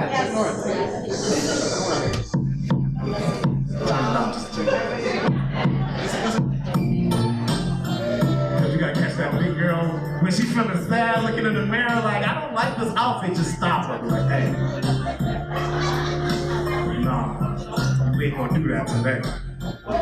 We gonna build you up today. And then you look her dead in her eyes.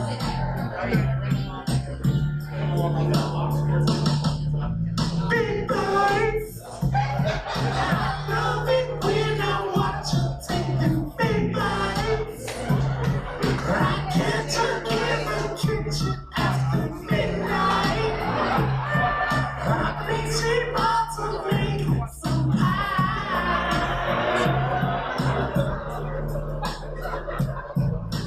Breadcrumbs. I feel them in her sheets. Breadcrumbs. Make a sandwich out of me. Shout out to Elma. Her favorite candy is the red vine.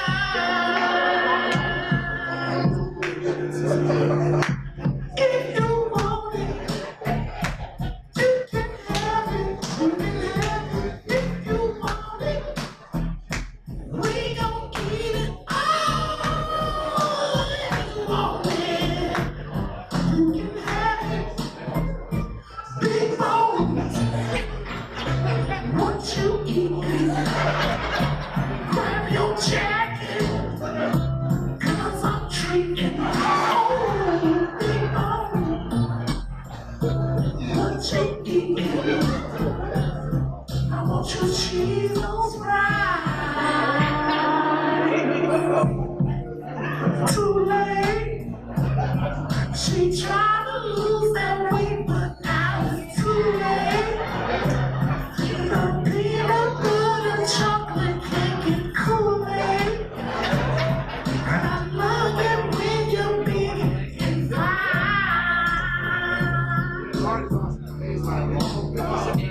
If you want it. Alright, cut it off. They ain't ready for this shit.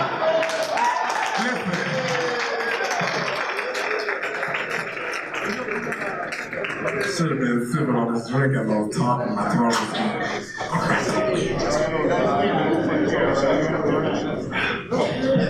all right, listen. Did you guys have an incredible time with me tonight? I don't know if you guys like to laugh at home, but I got my new comedy DVD out. I don't know if you guys know this, but I was one of the first comedians in 10 years to get a standing ovation at the Apollo Theater in New York. That's on my DVD. The DVD.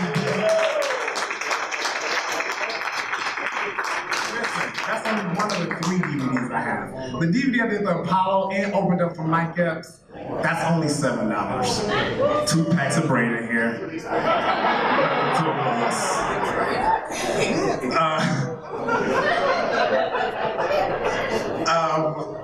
The other DVD, I had the great opportunity to give my own special in front of the legendary Eddie Griffin at Gilda's Laugh Fest in Grand Rapids. Totally different DVD, totally different jokes. Only $7, both for $5 for the Dutch people. This for the Dutch. And the last one, big deal. Shaquille O'Neal actually gave me $5,000 for making him laugh in Atlanta. It was a national competition I won first place in. That's featured on my DVD too. You never know who's next. You never know who's next. And they all $7 for all 3 for $15. And you know, if you support Black youth, I got kids. So, before I get out of here, I just want to, I did recognize the diversity in the building.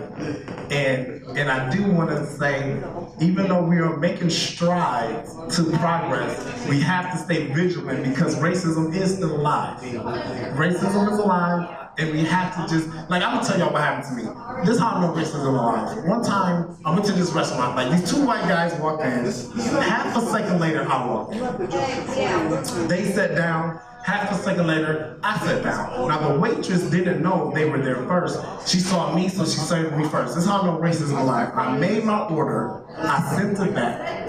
I heard one white guy say to the other, I can't believe she served that nigger first. I bet he got the chicken. Now wait a minute. When someone's that racist, they're usually so ignorant, I let it go through one ear and out the other. But what I will not stand for is for someone to be that racist and absolutely right at the same time. I ordered the chicken.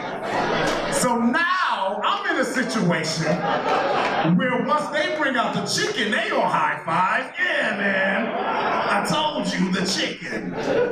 Next round of golf on you. So this is how I know racism alive. So I'm thinking in my mind, uh-oh, I don't want them to be right. I don't want them to be right. So she come up with the chicken. I'm outraged. Bitch, I said the fish. Why is she bringing me out chicken? Had to make a scene. Had to make me feel wrong as hell. Why are you bringing me out chicken? I smashed the plate on the ground. This is how I know racism alive. I smashed it on the ground, the waitress went back crying. I looked at the 2 white dudes, I was like, what you gonna do? Mexicans, right? Never get the order right, do they? Agua!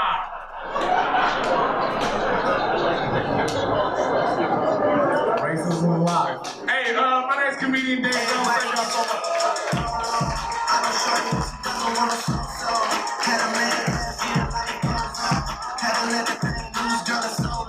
Keep it going for Dave Jones, everybody! Hell yeah!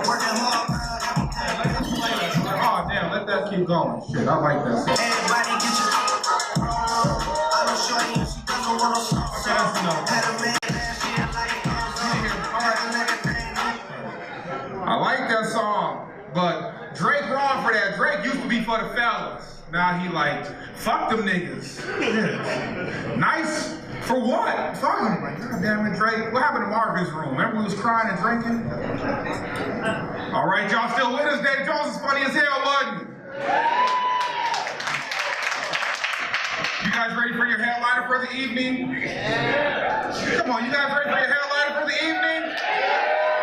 All right, this man is very funny. He has been on Comedy Central with Kevin Hart's The Heart of the City. Coming to us from Detroit. Put your hands together for Jeff Horste, everyone.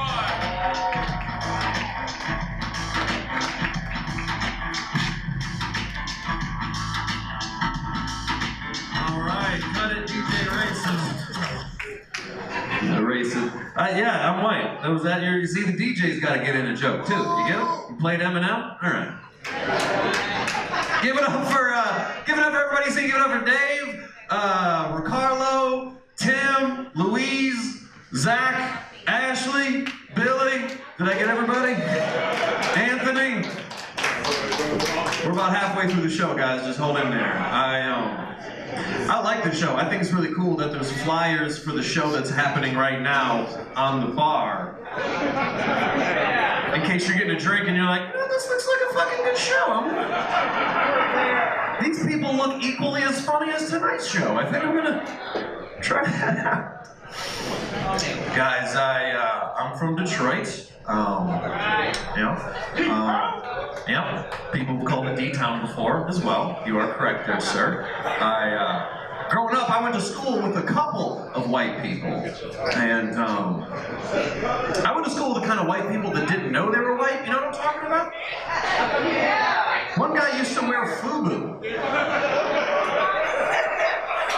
I had to be like, listen, buddy, that's not for us. Or by us, actually. He'd wear do-rags and shit. I'm like, our hair doesn't even do that. He's putting Murray's grease in his hair, holding a Diane brush. All right, white people, I'll explain. I'm gonna be honest, for that joke, I just Googled shit only black people fuck with. And, I'm joking, kind of. There's some racial profiling that happens to white people in Detroit sometimes. I'm gonna tell you guys about it. Let's say it's me and a black friend of mine. Somebody wants to sell him some drugs. They approach him completely normal. Hey, what up, man? I got some kush. I got some weed. He'll say yes or no. They'll go on with their day. Not until he looks at me. Oh, white boy!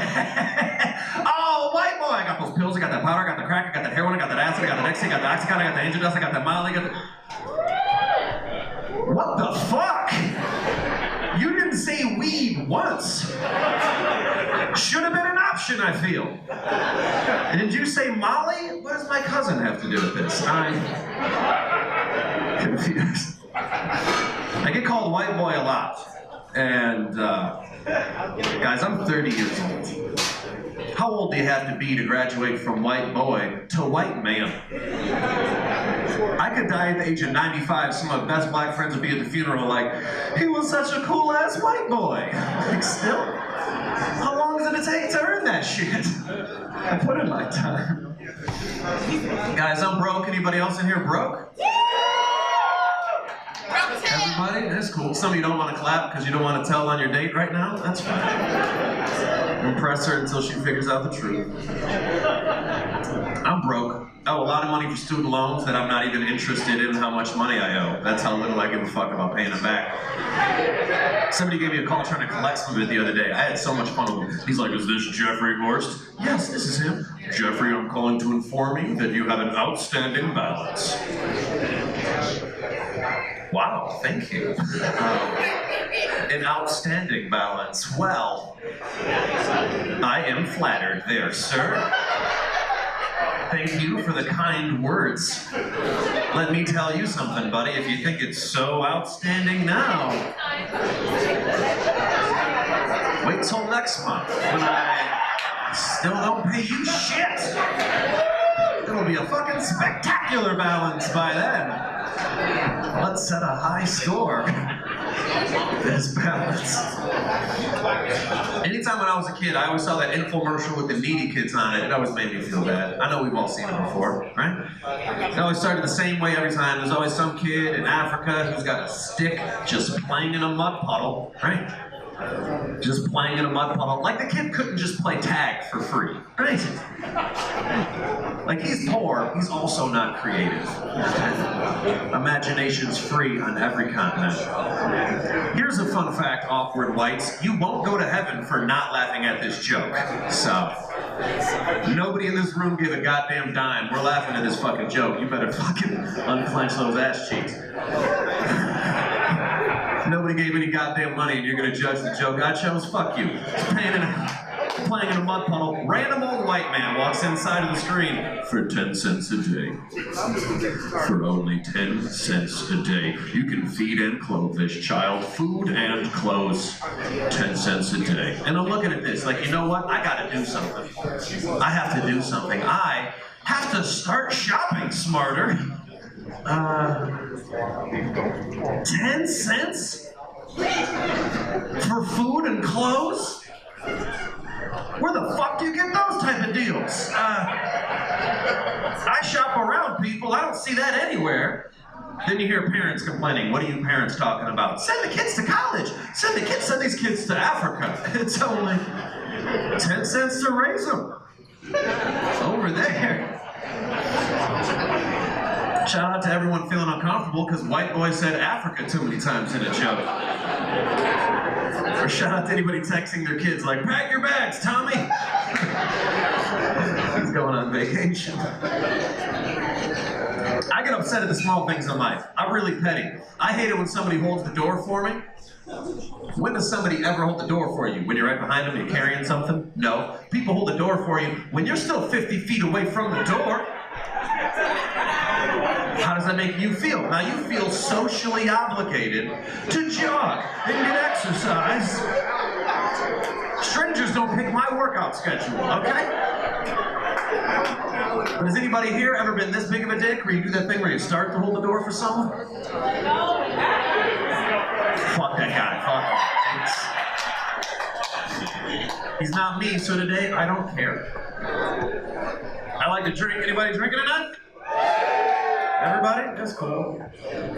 I like to drink, but this is what happens with my group of friends. Let's say I'm hanging out with a whole bunch of guys, a whole bunch of girls. There's always one person who wants to take a picture of all of us hanging out. That's fine. That's a person happy to be friends with you. What happens, though, next? Somebody complains about getting a picture taken. And they say the same dumb shit every time. Oh my God, don't take my picture. I don't look good in pictures. I don't know what it is. I just don't look good in pictures. No, you're ugly.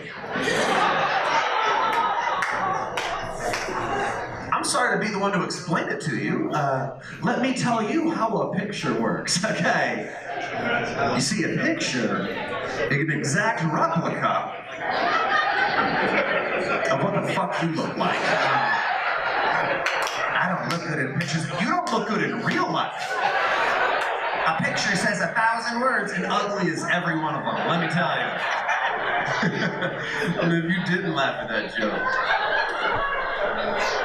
that's all right. Don't tell on yourself. I had a good time growing up, man. I liked cartoons when I was a kid. You guys like cartoons when you were growing up? Some of you guys like cartoons?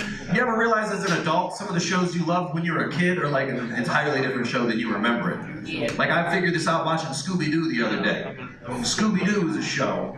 I realized when it had a hidden message in front of me this entire time. Scooby-Doo is a show that shows you how far white people will go to snitch.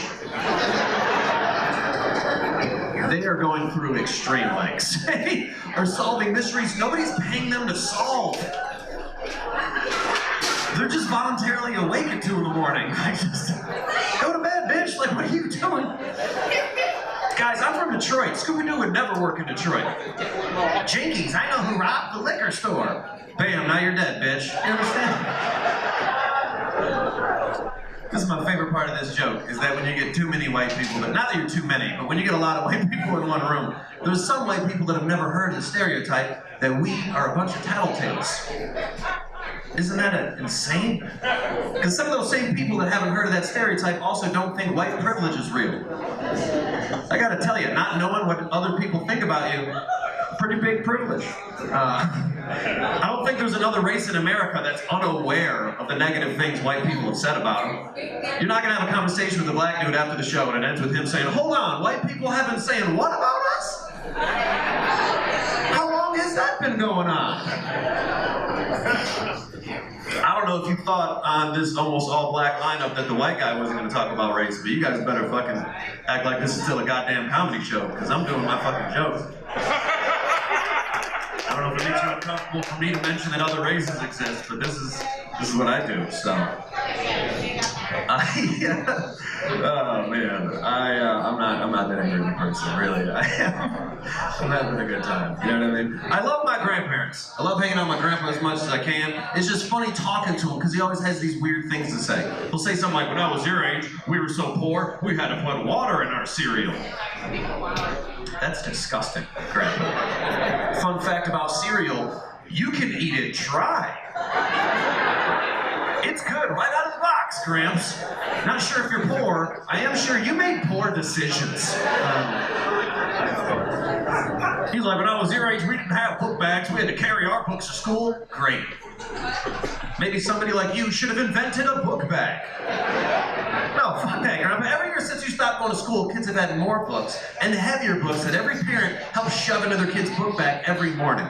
Like, Grandpa, when I was going to school, I used to have 2 50-pound books per class. What did you have, Grandpa? You had the school book. Just one book called the school book, and half the history didn't happen yet, so it wasn't even that heavy. Your 3-page book with one president. I don't care. Fold it up, put it in your back pocket.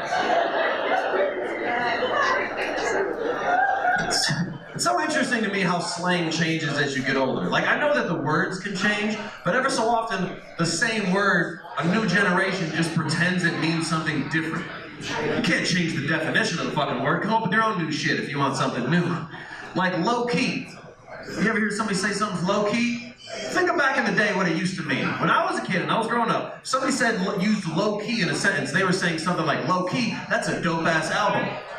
Low-key, they might be the best team in the league this year. I was at Taco Bell the other day. 2 guys deciding what they want to order. I heard a guy say, low-key, that chalupa's on point. Everybody knows the chalupa's on point. You didn't discover some new shit. Look at the fucking glass outside. There's a picture of a 30-foot chalupa. Who the fuck do you think you are? Oh, I got this new shit, man. They call it a chalupa. Shut up. You ever hear a guy try to explain how he didn't get laid the night before? That's always hilarious to me. A friend of mine, he hung out with a girl the night before, so I asked him, I said, hey, how'd it go with Tasha last night? He was like, she was bullshit. Oh, was she now? She was bullshit. Okay. Low key, I think she just didn't want to fuck you. But way to make it seem like it's her fault, though. You know what I mean? Like, how dare she not want to sleep with you? That's insulting.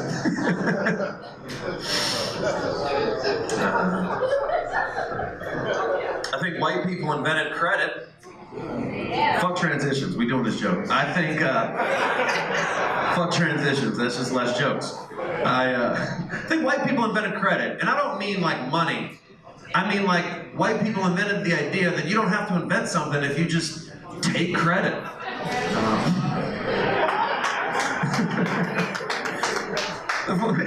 This is how I think it started. I think a really long time ago, there was another race that had a really cool invention.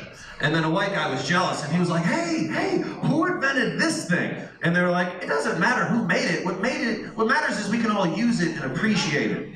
And this white guy was like, oh. Well, if it doesn't matter who made it, let's just say white people made it.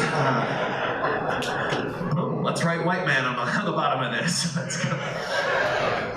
I think that's kind of how, you know what I mean? Like, if you think about it, there's just so many things that have like happened in history with like, you know, this exact same logic. You know what I mean? Like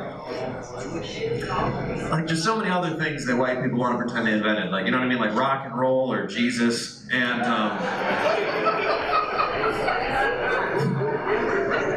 let's look at your white neighbor and see if they agree and find out if they're racist. Like, that's true, Charlie. Fuck your church. Bullshit paintings all over that bitch. And that's kind of how white people got to this country. Think about it. Like one day we just were like, hey Indians, whose land is this? And they were like, what? Nobody owns this land. And we were like, oh. Well, if nobody owns this land, let's just say white people own this land. As a matter of fact, you need to get off my land. Guys, America was founded on dibs. They called shotgun and got a country. Like, that's insane. Like I was saying, I like cartoons. We can go back to light. I'll sprinkle the light shit in between so we don't feel uncomfortable. Some cartoons, they just repeat the shit that like you guys invented back in the day, and now our generation just puts a new character on it and pretends it's new. Like, I know this because there's some scenes we've seen in cartoons, like that we've all seen in different cartoons. You ever seen this one before? Where somebody's fishing. You're supposed to think, man, this guy sucks at fishing, right? because he didn't catch a fish, he caught a boot. You ever see this? You're supposed to catch a fish, and he catches a boot. You're supposed to think, man, this guy sucks at fishing. When in reality, someone died in that lake.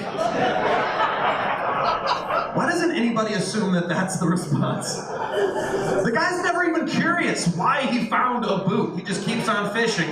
What does he find next? A pair of pants. More evidence, people. What brand are these pants? Fila? This guy died like 20 years ago. I like listening to different music. I like learning about music. Here's something I learned. I learned that if you listen to heavy metal music backwards, you hear the devil. Yeah. And here's another one. If you listen to country music backwards, you hear racism. I'm joking. You can just play it forward. Rednecks aren't that subtle.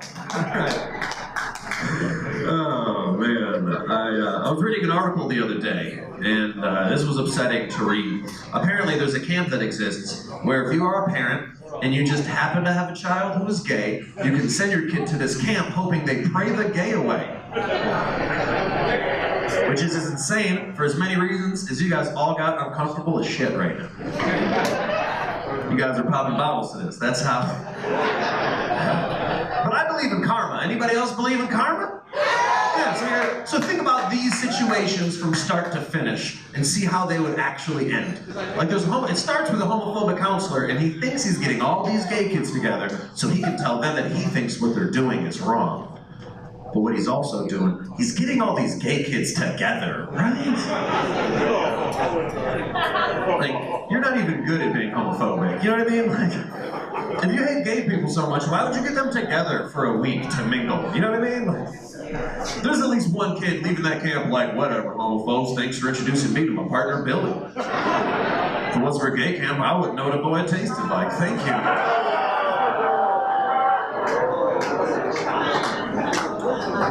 By the way, we were looking for laughter. If you moaned, that was the wrong answer. Don't be so hard on yourselves. I'll explain it to you. You can't support gay rights in the beginning of a joke and then get uncomfortable when it gets sexual. Let me learn you something real quick. This is why. If you can't do that. You can't support another group of people by cherry picking which part of the life that you think is okay. You don't get to go to the voting booth and be like, all right, I'm pro-gay marriage, but no butt stuff. I think you got some learning to do about gay marriage, buddy. I think you're gonna be surprised. You guys disagree? Fuck you guys. That's a great joke. I think you should help other people other than yourself. I know I'm coming off as an asshole on stage. I do seriously think you should help other people other than yourself. It's amazing to me when people refuse to give money to homeless people. You know what I mean? It's like, yeah, maybe they're lying. Who gives a shit? Were you gonna die 70 cents short of something? Who gives a fuck? That just means you're a fucking bum, not him. You know what I mean? Like, all right, you guys know how cold it can get in the winter, right? Like a couple years ago, it was like -20 outside, and I was outside of a Taco Bell, as you found a theme, I fuck with Taco Bell, right? I was outside of a Taco Bell, and a lady asked me for some change, I gave her some change, didn't think about it. Somebody inside the Taco Bell judged me for it. You know what she said? She said, you know that she's just gonna spend that on crack. Great. Anyone who lives outside in that weather deserves whatever the fuck they're saving up for. Next time I won't even give her money. I'll just give her crack, because it sounds like she's earned it, right? Not a big crack crowd? Hey, raise your hand if you've ever done crack. Anybody ever do crack? I watched you guys come in here. Yeah. There's at least 2 liars. And my guess is that it's the white woman I heard say the N-word and I pretended not to hear that. I wasn't gonna say that out loud. I don't know why I said that. I did. You ever hear a white person say the N-word and you just die a little bit inside? Anybody? Look, I wasn't speaking of the N-word. Fuck it. Speaking of the N-word, I was arguing with a stranger the other day online because I don't use my time wisely. And this was a stranger. This was just some random white man. He asked a question that has made us all uncomfortable in the past. He said, "How come white people can't say the N-word?" First of all, like, this is a video about a panda going down a slide. Where the fuck are you talking about right now? Well, that's a separate issue all of it in its own. He said, how come white people can't say the N-word? And you know what? Every time that I've answered an ignorant question in life, I've abbreviated my answer because I lose patience. So now I just answer that question with, I don't know, black people ask us not to. Tell me why that's not a good enough fucking answer. White people always overthink that shit. It's like, I don't know, after you take everything from a culture, let them have a word. That's an awful trait. Who gives a shit why? It doesn't even matter why. You're overthinking it. But he just kept digging a racist hole. The next thing he said was that he thinks he's better than black people because black people will say the N-word and white people don't. Right? How do you respond to so many ignorant things at one time? So I thought about it. I responded to him. He's going to talk about stereotypes. Let's talk about stereotypes. I'm like, all right, it's true black people will occasionally say the N-word. You know what they don't do? They don't curse when they're talking to their mothers. The black people in the audience are all saying right, and they're agreeing with me right now. And the white people are looking at me awkwardly like, what do you mean you can't call your mother a bitch? What if she's acting like a bitch? It's just the appropriate word to use given the context. Look, and if you don't believe me, let's talk about music. Tupac. Google them, white people. Tupac had a song called Dear Mama. He used the N-word a little bit in that song, but that song was about how much he loved his mama. Let's talk about another rapper, like a white rapper who's never said the N-word. Eminem, for example. He's had songs about his mama. They were about how he wanted to murder that bitch. There were some good songs, I'm not even gonna lie. There were some good songs. But you can never have an Eminem version of Dear Mama. That would be ridiculous, wouldn't it? It's Dear Mama, even though you's a meth fiend mama. You'll always be my white queen mama. Like that.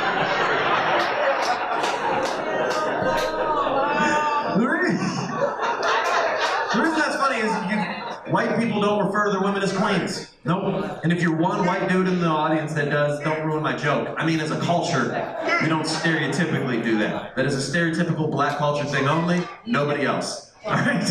White people, you know who's a white queen? The Queen of England. That's the only white queen that's ever fucking existed. You know what we think legitimately is a compliment to our women? We'll introduce you to our wives like this. We'll be like, let me introduce you to my better half. You're like, well, you're kind of a piece of shit. Is she only slightly better than you?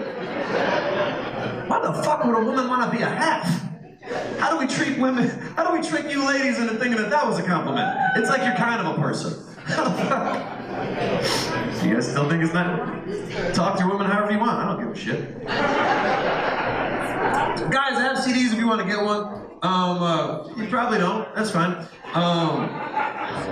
The $10, and I had the debit swipe card and all that shit. So if you don't have it, if you don't want to buy one, just don't lie to me and say that you only have your card, because that shit won't work with me. Don't make it any more awkward than it is. We're all, me and Dave are just gonna be like fucking. Just selling ourselves after the show and just dancing and trying to fucking sell some shit. Don't make it any more awkward than it already is. It's a true story. Somebody came up to me after a show a few weeks ago and said, those CDs, are those from tonight's show? You don't know how technology works, do you? No, from next week's show. From the future. Guys, I was using the bathroom the other day, and don't tense up with me on this joke. We talked about the N-word and shit. Alright, fuck that. This isn't gonna be the joke I lose you. I was using the bathroom the other day, and there was a guy in the stall next to me who started talking to me. Agreed, that's weird, right? Some of you guys, I didn't know if that's how you guys got down in Holland. You guys didn't respond. That's how I met my best friend. Like, I didn't know. Oh, shit. It sounded like that, like reminded somebody that had to use the bathroom. Like, I mean, but no, I was using he started talking to me, and that made me uncomfortable until I realized he had helpful things to say, so I had to listen. This is what he said. He said, hey bro, you don't have any toilet paper. That's why I chose this stall. Well, how do we fix this problem? He says, don't worry bro, I got you. And then he rolls down the toilet paper, says, just reach your hand under and grab it, bro. It's cool. Maybe it's not cool. I don't know. What option did I have? That was the only option I have. I'm a grown man. I can't leave without wiping. What option do I have? Let's see what happens. So this is what happened. He would roll down the toilet paper. He would grab some. He would roll it down again, and I would grab some. Everything was okay. Until I didn't realize that at one point I'm daydreaming, this man left. Now there's a new man sitting there. This man did not know the rules. He didn't know that another man said that it was okay for me to reach my hand under. I thought I would handle the situation by saying, calm down, the last man said I could. Apparently it made him feel more uncomfortable.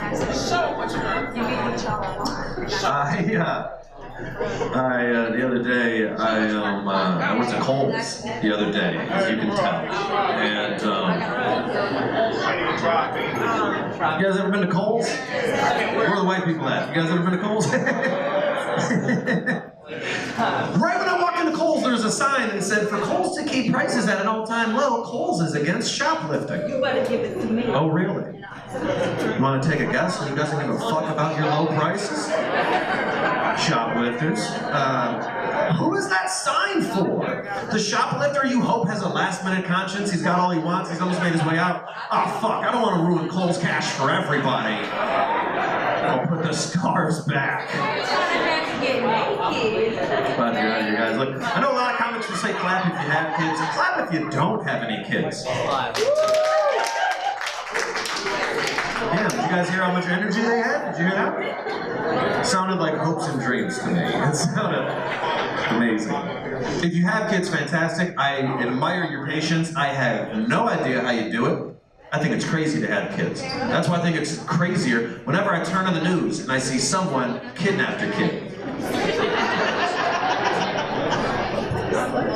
You want to steal a baby? Think of all the cool things in life that you could have stolen, okay? Come on, guys, let's be honest. You're gonna steal something. You could have stolen a purse, a cell phone, a car. You're gonna steal a responsibility? That shits on itself? Why the fuck would you do that? You know why they do it, right? You've seen the movies. They do it for the ransom money. Good luck collecting ransom from me. Give me a call, like, if you ever want to see your son again, it'll be $100,000. It's only 10 cents a day to raise these kids. I have an outstanding balance there, sir. And I needed a babysitter tonight anyways.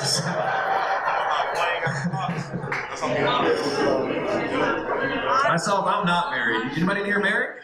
2 of you? Sound like exciting weddings. Those were... A friend of mine proposed to his girlfriend the other day. He had a nice, big, beautiful ring. It was romantic. And then she said no. That's awkward. And that makes me scared to ask the question someday. You know what I mean? Because I have to have a plan B for everything in life. That's why if I ever ask a woman to marry me, it's on April 1st.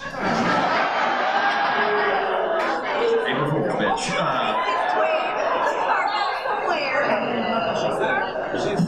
I'm not married though. I do have a girlfriend. Recently we went house sitting, which is a lot of fun. Anybody here familiar with house sitting? For those of you not familiar, I'll explain it. You see, house sitting is when someone pays you to have sex on everything they own. A man in the back, that's what it is. No idea why they pay you, really. My friend's like, I'll give you $50, watch my house. I'm like, do you own a black light? He's like, no. I'm like, I'll do it. I'm joking, kind of. Shout out to everybody worried about your babysitters right now. The show went on longer than I thought it was. They must be fucking on everything.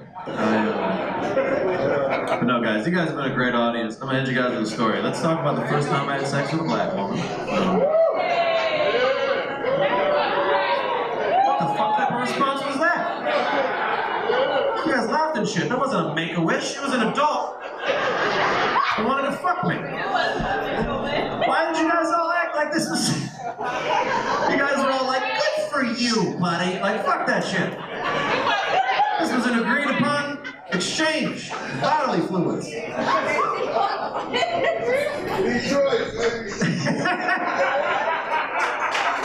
That was a well-timed Detroit. That was very well-timed there, sir. Good job. But let me tell you how, like, she was just trying to make me feel nervous. She was just joking with me. So she was asking me some weird questions. This is a weird question she threw out right before we were about to have sex. She said, have you ever had sex with a black girl before? No. And I was like, no, I haven't. She was like, oh, you don't know what to do with this black pussy. What? Low key? You bullshit. Because I do know what to do with that black pussy. As a matter of fact, I had a game plan, and I'll share it with you. I was going to treat it exactly like the white pussy. You're fucking sane.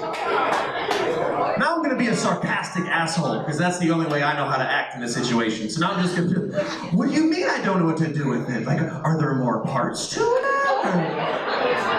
Is there a password you need to know to open up the black pussy? What's the password? It's just wobble baby, wobble baby. Get in there! Yeah! Thank you guys very much, everybody.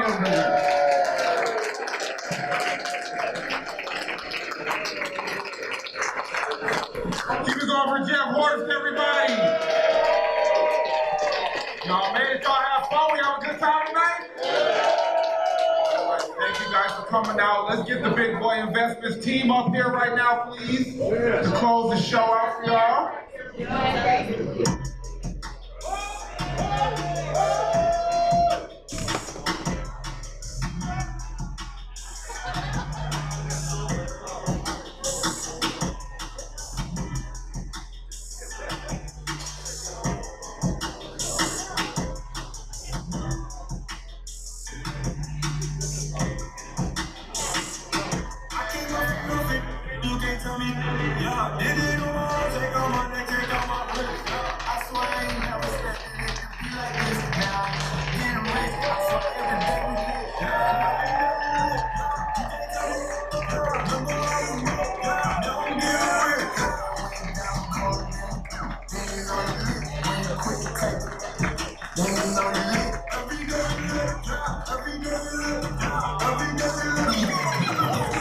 Thank y'all for coming out. Good night.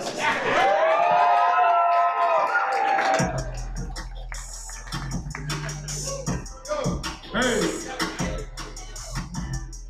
for those who want to stick around, we got Focus Media in the back with photos. Still got John Miguel's over there, great Mexican food. And in 5 minutes, we got the tribe hitting the stage to set it off up in here. Thank y'all, Holland, for coming out. Let's go.